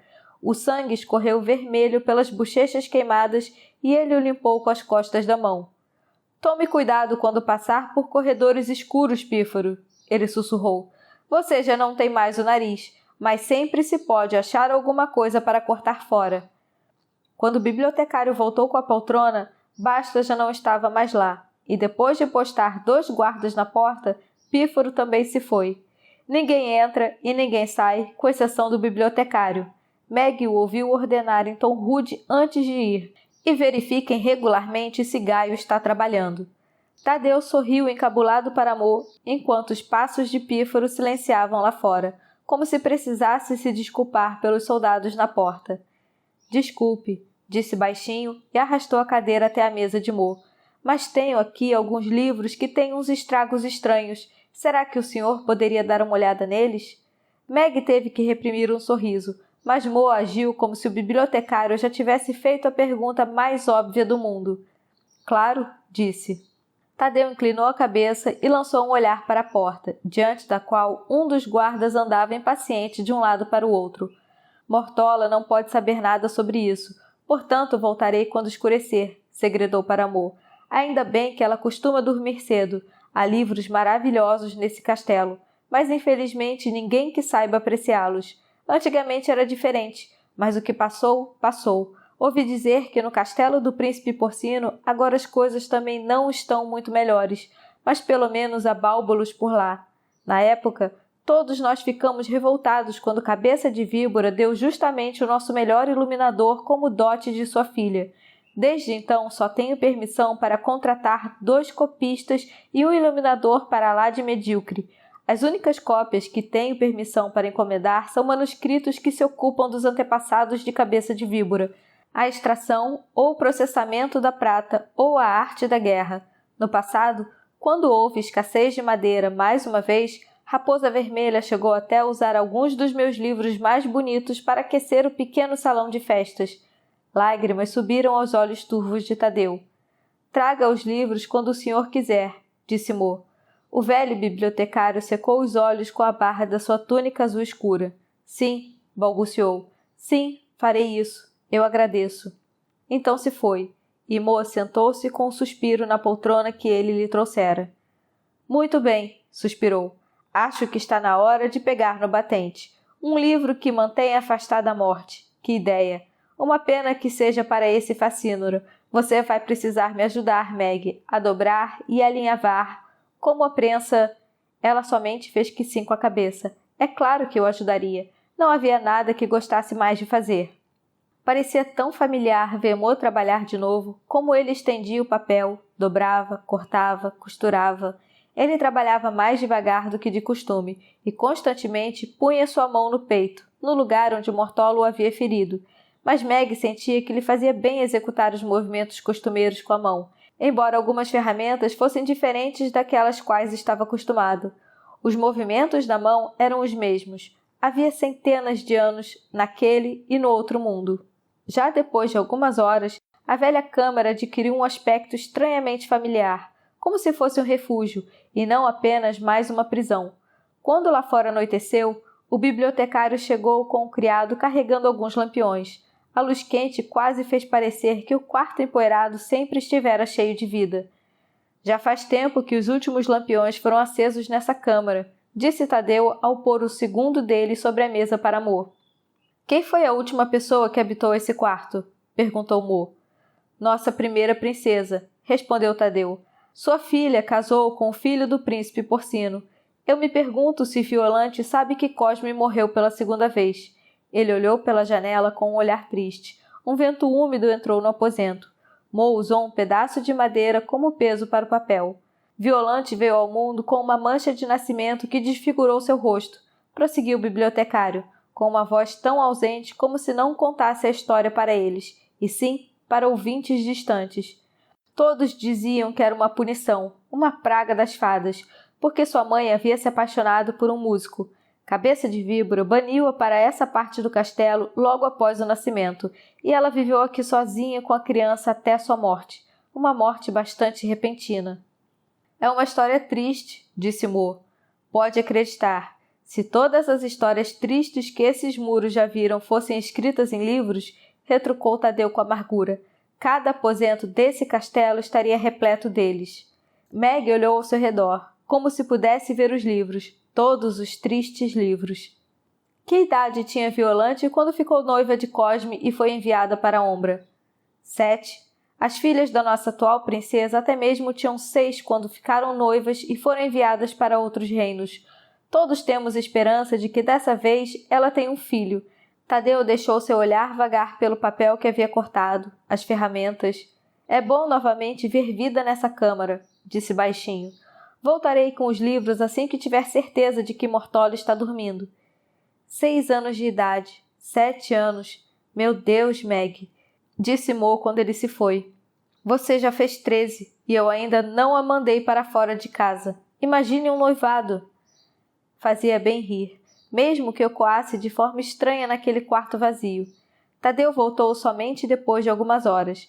Mo ainda trabalhava, embora pusesse a mão no peito com uma frequência cada vez maior, e Meg tivesse algumas vezes tentado convencê-lo de finalmente se deitar. Dormir? Ele disse. Não dormi direito uma só noite nesse castelo. Além disso, quero rever sua mãe, e isso só vai acontecer quando eu tiver terminado esse livro. O bibliotecário chegou com 2 livros. Dê uma olhada nisso, sussurrou quando estendeu o primeiro a Mo. Esses pontos comidos na capa. E quase dá a impressão de que a tinta enferrujou. O pergaminho está ficando cheio de furos. Algumas palavras estão quase ilegíveis. O que pode ser feito? Traças? Carunchos? Nunca me preocupei com essas coisas. Eu tinha um ajudante que conhecia bem todas essas doenças de livros, mas uma manhã ele desapareceu. Dizem que se juntou aos salteadores na floresta. Mo pegou o primeiro livro na mão, abriu-o e passou a mão em suas páginas. Céus, disse. Quem pintou isso? Nunca vi iluminaturas tão bonitas. Bálbulos, respondeu Tadeu, o iluminador que foi enviado para a Ombra com Violante. Ainda era muito jovem quando pintou isso. Vejam, a escrita ainda está um pouco imatura, mas agora sua maestria é impecável. Como o senhor sabe disso? Perguntou Meg. O bibliotecário abaixou a voz. De vez em quando Violante me manda um livro. Ela sabe o quanto admiro a arte de Bálbulos e que, no Castelo da Noite, além de mim, ninguém gosta de livros, desde que sua mãe morreu. Estão vendo aquelas arcas ali? Ele apontou para os pesados baús de madeira ao lado da porta e sobre as janelas. Era ali que a mãe de Violante escondia seus livros. Ela os enfiava entre seus vestidos. Somente à noite ela os pegava e mostrava à menina, embora Violante não devesse entender uma palavra do que a sua mãe lia. Contudo, logo após o desaparecimento de Capricórnio, chegou Mortola, pois Cabeça de Víbora lhe pedira para ensinar as criadas da cozinha. Ninguém sabia o quê. Logo depois, a mãe de Violante me pediu que escondesse seus livros na biblioteca, pois Mortola mandava revistar sua câmara pelo menos uma vez por dia em busca de algo que ela nunca soube o que era. Ele apontou para o livro que Meg ainda folheava. Era um dos seus livros favoritos. A pequena apontava para uma figura. A sua mãe lhe contava uma história sobre ela. Eu quis dá-lo a Violante quando eles a enviaram para Cosme, mas ela o deixou nessa câmara. Talvez porque não quisesse levar nenhuma recordação desse lugar triste para sua nova vida. Mas apesar disso, eu gostaria de salvá-lo, como lembrança de sua mãe. Sabe, acredito que um livro sempre guarda algo de seu dono entre as páginas. Oh, sim, também acredito nisso, disse Mo. É assim, com certeza. E então, o velho homem olhou para ele cheio de esperanças. O senhor sabe como posso preservá-los de outros danos? Mo fechou o livro com cuidado. Sim, mas não será fácil. Carunchos de madeira, traças, quem sabe o que mais. O segundo livro também está assim? Oh, esse? O bibliotecário lançou novamente um olhar nervoso para a porta. Esse não está tão ruim, mas pensei que talvez o senhor gostasse de vê-lo. Bálbulos terminou não faz muito tempo, por encomenda de Violante. Ele... Tadeu olhou inseguro para Mo. Contém todas as canções que os músicos cantam sobre Gaio. Que eu saiba, só existem 2 exemplares. Um está com Violante e o outro está na sua frente. É uma cópia que ela mandou fazer especialmente para mim. Dizem que o autor das canções não quer que elas sejam escritas, mas por algumas moedas podem ser ouvidas de qualquer músico. Foi assim que Violante as reuniu, e depois mandou Bálbulos desenhar. Sim, os saltimbancos são livros ambulantes nesse mundo de tão poucos livros, sabe? Ele sussurrou para Mo ao abrir o livro. Às vezes penso que esse mundo já teria perdido a sua memória se não existisse o povo colorido. Infelizmente, Cabeça de Víbora manda enforcá-los com muita frequência. Eu mesmo já propus várias vezes que fossem mandados para um escriba antes da execução, que fixaria no papel todas as belas canções antes que as palavras morressem com eles, mas nesse castelo ninguém escuta um velho bibliotecário. Não, provavelmente não, murmurou Mo, mas Meg percebeu em sua voz que ele não ouvira nada do que Tadeu havia dito.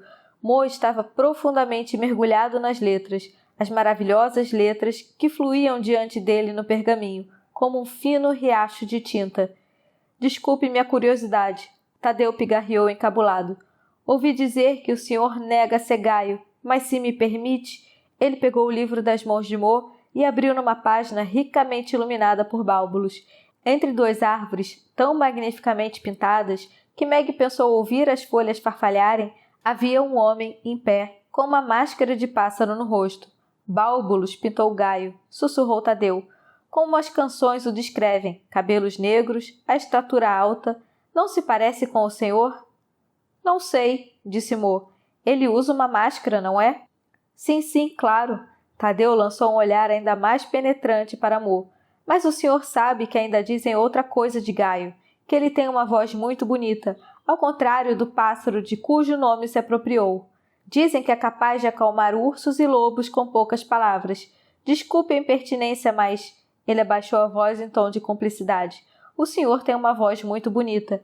Mortola conta coisas extraordinárias a seu respeito. E o senhor também tem a cicatriz. Ele olhou para o braço de Mo. Oh, o senhor está falando dessa aqui? Mo apontou para uma linha ao lado da qual Bálbulos havia pintado uma matilha de cães brancos. No braço esquerdo, bem no alto, traz a cicatriz. É verdade, tenho uma cicatriz como essa, só que foram outros cães os responsáveis, e não esses que fala a canção. Ele segurou seu próprio braço, como se lembrasse do dia em que Basta os encontrara na cabana. A cabana em ruínas cheias de cacos, telhas e ripas quebradas. O velho bibliotecário, porém, deu um passo para trás. Então é o senhor, ele sussurrou. A esperança dos pobres, o terror dos matadores, vingadores e salteadores, tão à vontade na floresta como os ursos e os lobos. Mo fechou o livro e prendeu o fecho de metal na capa revestida de couro. Não, disse. Não sou ele, mas agradeço muito pelo livro assim mesmo. Fazia tempo que não segurava um nas mãos, e vai ser bom finalmente voltar a ter alguma coisa para ler. Não é, Meg? É, ela disse apenas ao pegar o livro da mão dele. As canções sobre Gaio. O que Fenoglio diria se soubesse que Violante as mandara copiar secretamente? E que espécie de ajuda poderia vir dali? Seu coração sobressaltou-se quando ela pensou na possibilidade. Mas Tadeu acabou com todas as suas esperanças de uma só vez. Lamento muito, disse, e de maneira delicada, porém decidida, tirou o livro de suas mãos. Mas não posso deixar nenhum dos dois aqui com vocês. Mortola esteve comigo. Esteve com todos os que lidam com a biblioteca. Ameaçou a todos nós de mandar cegar a quem trouxesse um só livro para essa câmara. Cegar. Imagine o senhor. Que ameaça, quando são os olhos, e mais nada, que nos abrem o mundo das letras. Já arrisquei demais só por ter vindo aqui, mas tenho tanto apreço por esses livros que simplesmente precisava lhe pedir um conselho. Diga-me o que preciso fazer para salvá-los. Meg estava tão decepcionada que teria negado o pedido, mas evidentemente seu pai via as coisas de um modo diferente. Mo só pensava nos livros doentes. É claro, disse para Tadeu. É melhor eu anotar para o senhor. Será necessário tempo, semanas, meses, e não sei se poderá obter todos os materiais de que precisará, mas vale a pena tentar.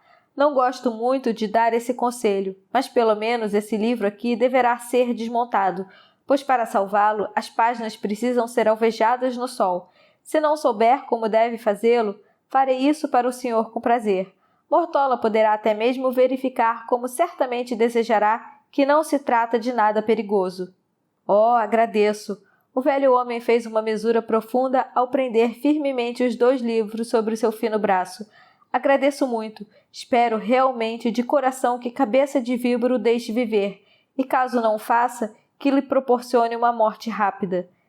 Meg teria dado uma resposta adequada, mas Tadeu saiu dali muito depressa em suas pernas de louva-a-Deus. Mo, não o ajude! Ela disse quando o guarda lá fora trancou novamente a porta. Por que você quer fazer isso? Ele é um tremendo covarde. Oh, eu entendo muito bem. Eu também não gostaria de ficar sem meus olhos, mesmo que exista em nosso mundo algo tão útil como o sistema Braille. Mesmo assim, eu não o ajudaria. Meg amava o seu pai por seu coração excepcionalmente bom, mas o dela não demonstrava nenhuma compaixão por Tadeu. Ela imitou a voz dele. Espero que ele lhe proporcione uma morte rápida. Como alguém pode dizer uma coisa dessas? Mo, porém, não a escutou. Alguma vez você já viu livros tão bonitos? Ele perguntou ao se estender na cama. Sim, claro, ela respondeu em tom provocativo. Qualquer um que eu possa ler é mais bonito, certo? Mas Mo não respondeu. Ele lhe dera as costas e respirava profunda e calmamente. Pelo jeito, finalmente conciliara o sono. Capítulo 67. Bondade e misericórdia. Aqui nos vedes presos, 5, 6. Quanto era carne viva que comia, foi devorado e em pouco apodrecia ficamos, cinza e pó, os ossos, só. François Villon, A Balada dos Enforcados. Quando voltaremos? Farid fazia a pergunta mais de uma vez por dia e todas as vezes obtinha a mesma resposta. Ainda não. Mas já faz tempo que estamos aqui. Haviam-se passado quase 2 semanas desde o massacre na floresta, e era chato, muito chato ficar na toca do texugo. E Meg, você prometeu que voltaríamos. Se você continuar a insistir, vou esquecer a promessa. Limitou-se a responder dedo empoeirado e foi procurar Roxane. Dia e noite, ela cuidava dos feridos que haviam encontrado entre os mortos, com a esperança de que pelo menos aqueles homens regressassem à Umbra, mas também com alguns deles os cuidados foram em vão. Ele vai ficar com ela, pensava Farid todas as vezes que via Dedo Empoeirado sentado ao lado de Roxane, e terei que voltar sozinho para o castelo da noite. O pensamento lhe doía tanto como se o fogo queimasse. No 15º dia, quando Farid já estava com a sensação de que nunca mais conseguiria lavar da pele o cheiro de cocô de rato e de cogumelos brancos, 2 espiões de Príncipe Negro chegaram com a mesma notícia. Nascera o filho varão de Cabeça de Víbora, e para celebrar esse acontecimento, conforme anunciaram seus pregoeiros em todas as praças dos mercados, dali exatamente 2 semanas, como prova de sua grande bondade e misericórdia, ele libertaria todos os prisioneiros que estavam encarcerados no Castelo da Noite, inclusive Gaio. Conversa, disse Dedo Empoeirado quando Farid lhe contou. Cabeça de Víbora tem uma codorna fria onde os outros têm um coração. Jamais libertaria alguém por piedade, mesmo que tivesse muitos filhos. Não, caso realmente pretenda libertá-los, é porque Fenoglio escreveu assim, por nenhuma outra razão. Fenoglio parecia ser da mesma opinião. Desde o massacre, passara dias com um olhar melancólico em algum canto escuro da toca do texugo, quase sem dizer uma palavra. Mas agora anunciara em tom desafiador a quem quisesse ouvir que as boas notícias se deviam unicamente a ele. Ninguém lhe dava atenção. Ninguém sabia do que ele falava, com exceção de Dedo Empoeirado, que continuava a evitá-lo como a peste em pessoa. Ouça só o velho, como se gaba e se pavoneia, disse para Farid. Os cadáveres de Cosme e de seus homens mal esfriaram e ele já os esqueceu. Tomara que ele morra.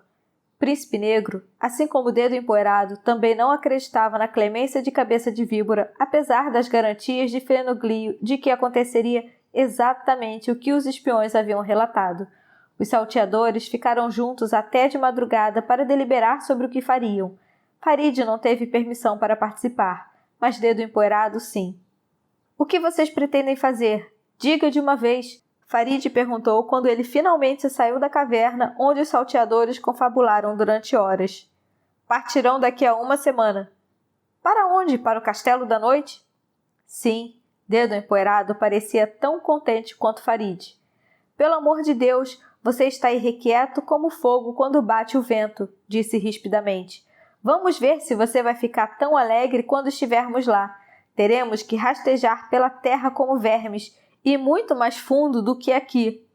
Mais fundo? Era óbvio. Farid viu o Castelo da Noite diante de si. Nenhum lugar para se esconder, nenhuma moita, nenhuma árvore. Existe uma mina abandonada ao pé da encosta norte. Dedo Empoeirado fez uma careta como se sentisse náuseas só de pensar naquele lugar. Algum antepassado de Cabeça de Víbora deve ter mandado escavar fundo demais ali e muitas galerias desabaram. Mas isso já faz tanto tempo que até mesmo Cabeça de Víbora parece não se lembrar mais da mina. Não é um lugar agradável, mas é um bom esconderijo, o único na montanha da Víbora. Foi o urso quem descobriu a entrada. Uma mina. Farid engoliu a saliva. Só de pensar, ele se sentia sufocado. E depois? Perguntou. Quando estivermos lá, o que faremos? Vamos esperar. Esperar para ver se Cabeça de Víbora vai realmente cumprir a promessa. Esperar? Só isso? O resto você saberá a tempo. Então iremos juntos? Você tem alguma outra ideia? Farid abraçou-o com força como havia muito tempo não fazia, mesmo sabendo que Dedo Empoeirado não gostava muito de abraços. Não, disse Roxane quando, antes da partida, Príncipe Negro lhe propôs que voltasse para a Ombra escoltada por um de seus homens. Irei com vocês. Se você pode dispensar um dos seus homens, envie-o até os meus filhos e peça que lhes diga que logo voltarei para casa. Logo. Farid perguntou-se quando seria isso, mas não disse nada. Embora a data da partida estivesse decidida, os dias continuavam a passar torturantemente devagar, e quase todas as noites ele sonhava com Meg. Sonhos ruins, cheios de escuridão e medo. Quando finalmente o tão esperado dia chegou, meia dúzia de homens ficou na toca do texugo para cuidar dos feridos. Todos os demais se puseram a caminho da Montanha da Víbora. 30 homens maltrapilhos, mas bem armados, e Roxane e Fenoglio. Vocês vão levar o velho? Perguntou o Dedo Empoeirado ao príncipe com um ar de decepção quando viu Fenoglio entre os homens. Vocês enlouqueceram? Mandem-no de volta para a Ombra. Mandem-no para qualquer outro lugar, de preferência diretamente para as Damas Brancas, mas mandem-no embora. Príncipe Negro não quis ouvi-lo. Afinal, o que você tem contra ele? Perguntou. E não me venha de novo com a história de que ele ressuscita os mortos. Fenoglio é um velho inofensivo. Até o meu urso gosta dele. Ele escreveu algumas belas canções para nós e sabe contar histórias maravilhosas, ainda que atualmente tenha perdido a vontade de fazer isso. Além disso, não quer voltar para a Ombra. Bem, isso não me admira. Com tantas viúvas e órfãos que existem lá por causa dele, respondeu Dedo Empoeirado com amargura, e quando Fenoglio olhou em sua direção, retribuiu com um olhar gélido que o velho virou depressa a cabeça para o outro lado.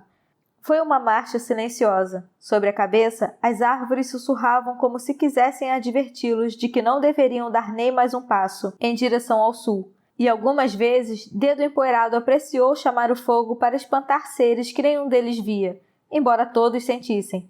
Farid estava cansado. exausto, o rosto e os braços arranhados pelos espinhos, quando finalmente as torres de prata despontaram acima das copas das árvores. Como uma coroa numa cabeça calva, sussurrou um dos salteadores, e por um momento Farid pensou poder apalpar o medo que cada um daqueles homens andrajosos sentiu ao avistar a imponente fortaleza. Certamente, todos ficaram contentes quando o príncipe negro os conduziu para a encosta norte da Montanha da Víbora, e as extremidades das torres desapareceram da vista de todos.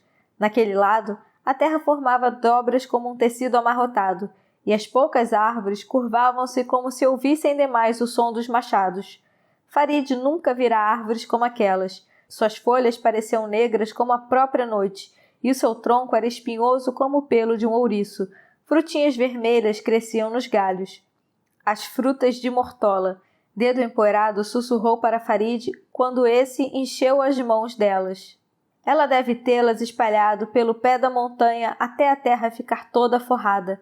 As árvores crescem muito depressa, brotam da terra feito cogumelos e mantêm afastadas todas as outras árvores. São chamadas de árvores ácidas, pois tudo nelas é venenoso, frutas, folhas, e a sua casca queima a pele mais do que fogo. Farid largou as frutas no chão e limpou as mãos na calça. Pouco depois, já estava escuro como breu. Quase toparam com uma das patrulhas que Cabeça de Víbora enviava regularmente, mas o urso os advertiu. Como escaravelhos de prata, os cavaleiros surgiram entre as árvores. O luar refletia nas armaduras, e Farid mal se atrevia a respirar, enquanto, abaixado ao lado de Dedo Empoeirado e Roxane numa fenda, esperava que o tropel silenciasse. Como ratos sob os olhos de um gato, prosseguiram esgueirando-se pela floresta até que finalmente chegaram ao seu destino. Cipó chumbo e pedras escondiam a entrada através da qual o príncipe negro foi o primeiro a penetrar no seio da terra. Farid hesitou quando viu quão íngreme era o caminho que descia na escuridão. Vá logo, sussurrou o Dedo Empoeirado impaciente. O sol já vai nascer e os soldados de Víbora com certeza não pensarão que você é um esquilo. Mas tem cheiro de sepultura, disse Farid e olhou para o céu com um ar triste de despedida. Ah, o garoto tem nariz apurado, disse Ferrolho. É verdade, há muitos mortos lá embaixo. A montanha os engoliu porque cavaram fundo demais. Não os vemos, mas sentimos seu cheiro. Dizem que entupiram as galerias como uma carrada de peixes mortos. Farid olhou para ele horrorizado, mas Dedo Empoeirado apenas lhe deu um empurrão nas costas. Quantas vezes ainda vou precisar repetir que você não deve ter medo dos mortos e sim dos vivos? Vamos, faça umas faíscas dançarem na sua mão para termos um pouco de luz. Os salteadores instalaram-se nas galerias que não haviam desabado. Haviam reforçado as escoras do teto e das paredes, mas Farid não confiava nas vigas que se apoiavam na pedra e na terra. Como poderiam sustentar toda uma montanha? Ele pensou ouvi-la gemer e suspirar, e ao se ajeitar precariamente no cobertor sujo que os salteadores haviam estendido no chão duro, de repente lembrou-se de Pássaro Tisnado, mas Príncipe Negro apenas riu quando Farid perguntou por ele preocupado. Não, Pássaro Tisnado não conhece esse lugar. Não conhece nenhum dos nossos esconderijos. Ele já tentou muitas vezes nos convencer a trazê-lo conosco, mas quem confiaria num cuspidor de fogo tão ruim? Ele só conhecia o abrigo secreto porque é um saltimbanco. Assim mesmo, Farid não se sentia seguro. Faltava ainda quase uma semana para o dia em que Cabeça de Víbora afirmara que libertaria os prisioneiros. Seria uma longa espera. Ele já sentia saudades do cheiro de cocô de rato da toca do texugo. À noite, olhava para as pedras que fechavam a galeria onde dormiam e pensava ouvir dedos brancos arranhando o outro lado da barreira. Tape os ouvidos, então. Foi tudo o que lhe disse Dedo Empoeirado quando ele acordou, e pôs outra vez o braço em volta de Roxane. Dedo Empoeirado continuava a ter sonhos ruins, como muitas vezes acontecia no outro mundo. Mas agora era Roxane quem o acalmava e o fazia dormir novamente com palavras sussurradas. Sua voz suave, delicada e cheia de ternura fazia Farid lembrar-se da voz de Meg, e ele sentia tanta falta dela que se envergonhava disso. Naquela escuridão, cercado de mortos, era difícil acreditar que ela também sentia falta dele. E se ela o tivesse esquecido, assim como o Dedo Empoeirado muitas vezes se esquecia dele desde Roxane chegara? Apenas Meg o fazia deixar o ciúme de lado, mas ela não estava lá. Na segunda noite, aproximou-se da mina um garoto que trabalhava nas estrebarias do Castelo da Noite e espionava para o Príncipe Negro desde que Pífaro mandara enforcar seu irmão. Ele contou que Cabeça de Víbora pretendia soltar os prisioneiros na estrada para o porto com a condição de que lá embarcassem no navio e nunca mais retornassem. A estrada para o porto, sei, limitou-se a dizer Príncipe Negro depois que o espião se foi.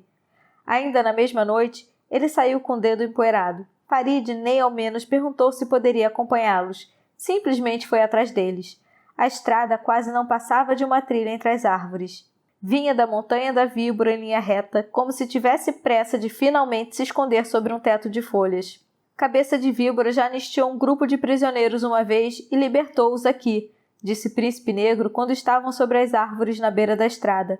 Realmente chegaram até o mar sem incidentes, como ele havia prometido, mas o navio que os esperava era um navio de escravos.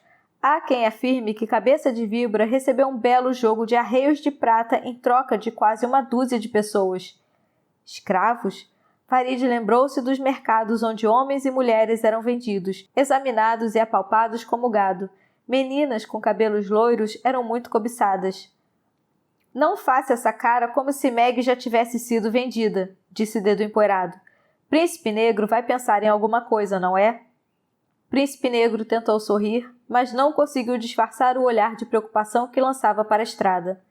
Eles não podem chegar a esse navio. Nunca, ele disse. E nós apenas podemos esperar que Cabeça de Víbora não mande muitos soldados como escolta. Teremos que escondê-los bem depressa. O melhor será na mina, para começar, até que tudo tenha se acalmado. Provavelmente, ele acrescentou como que ao acaso, precisaremos de fogo. Dedo Empoeirado soprou um dos seus dedos até que as chamas dançaram sobre eles como asas de borboleta. — Por que você acha que ainda estou aqui? Ele perguntou. — O fogo estará presente, mas não empunharei nenhuma espada. Você sabe que não sou muito habilidoso com essas coisas. Capítulo 68. Visita. Se eu não conseguir escapar dessa casa, ele pensou, sou um homem morto. Robert L. Stevenson, A Flecha Preta.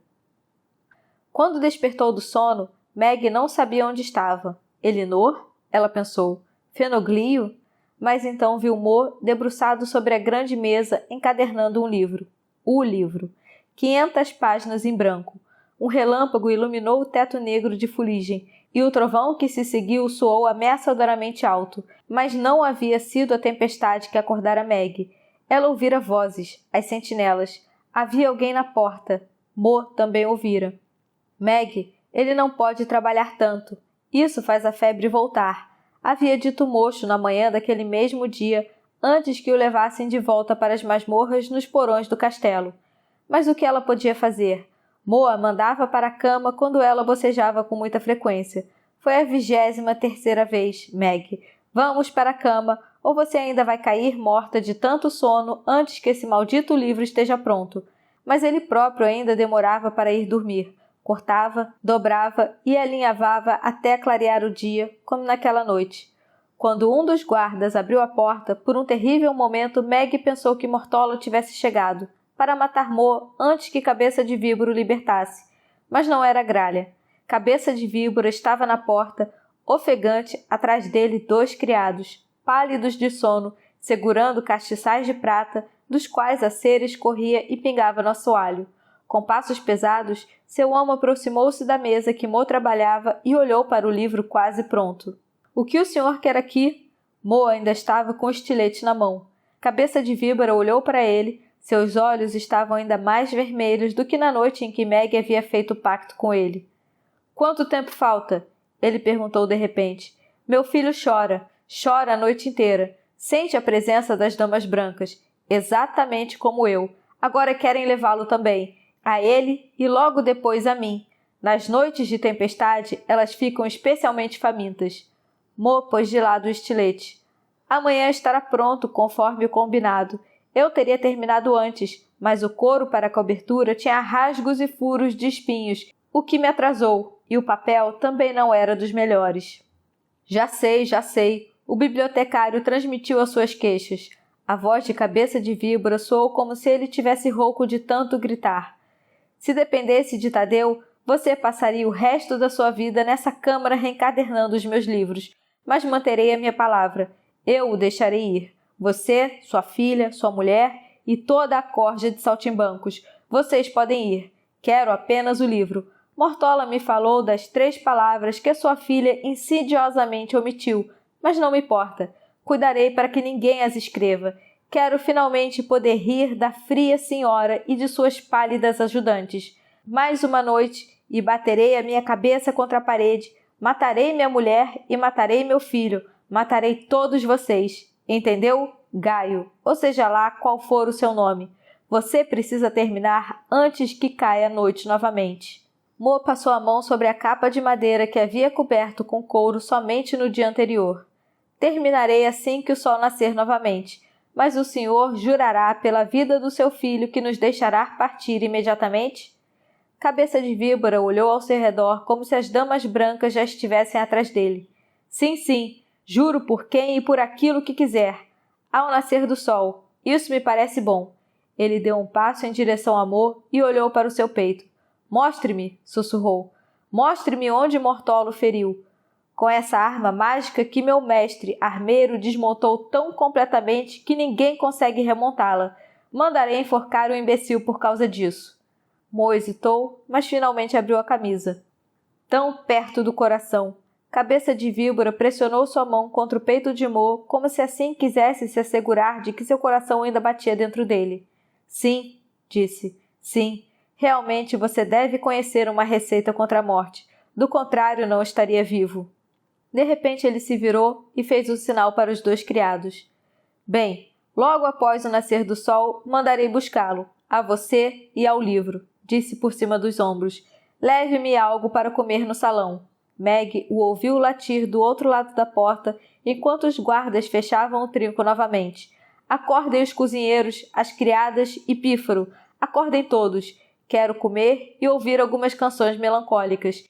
Digam a Pífaro para cantá-las tão alto que eu não ouça o menino chorar. Então seus passos se distanciaram e ficaram apenas os estrondos dos trovões. Um relâmpago iluminou as páginas do livro quase pronto, como se elas tivessem vida própria. Mo foi até a janela, sem se mover, olhou para fora. Até o nascer do sol, você vai conseguir?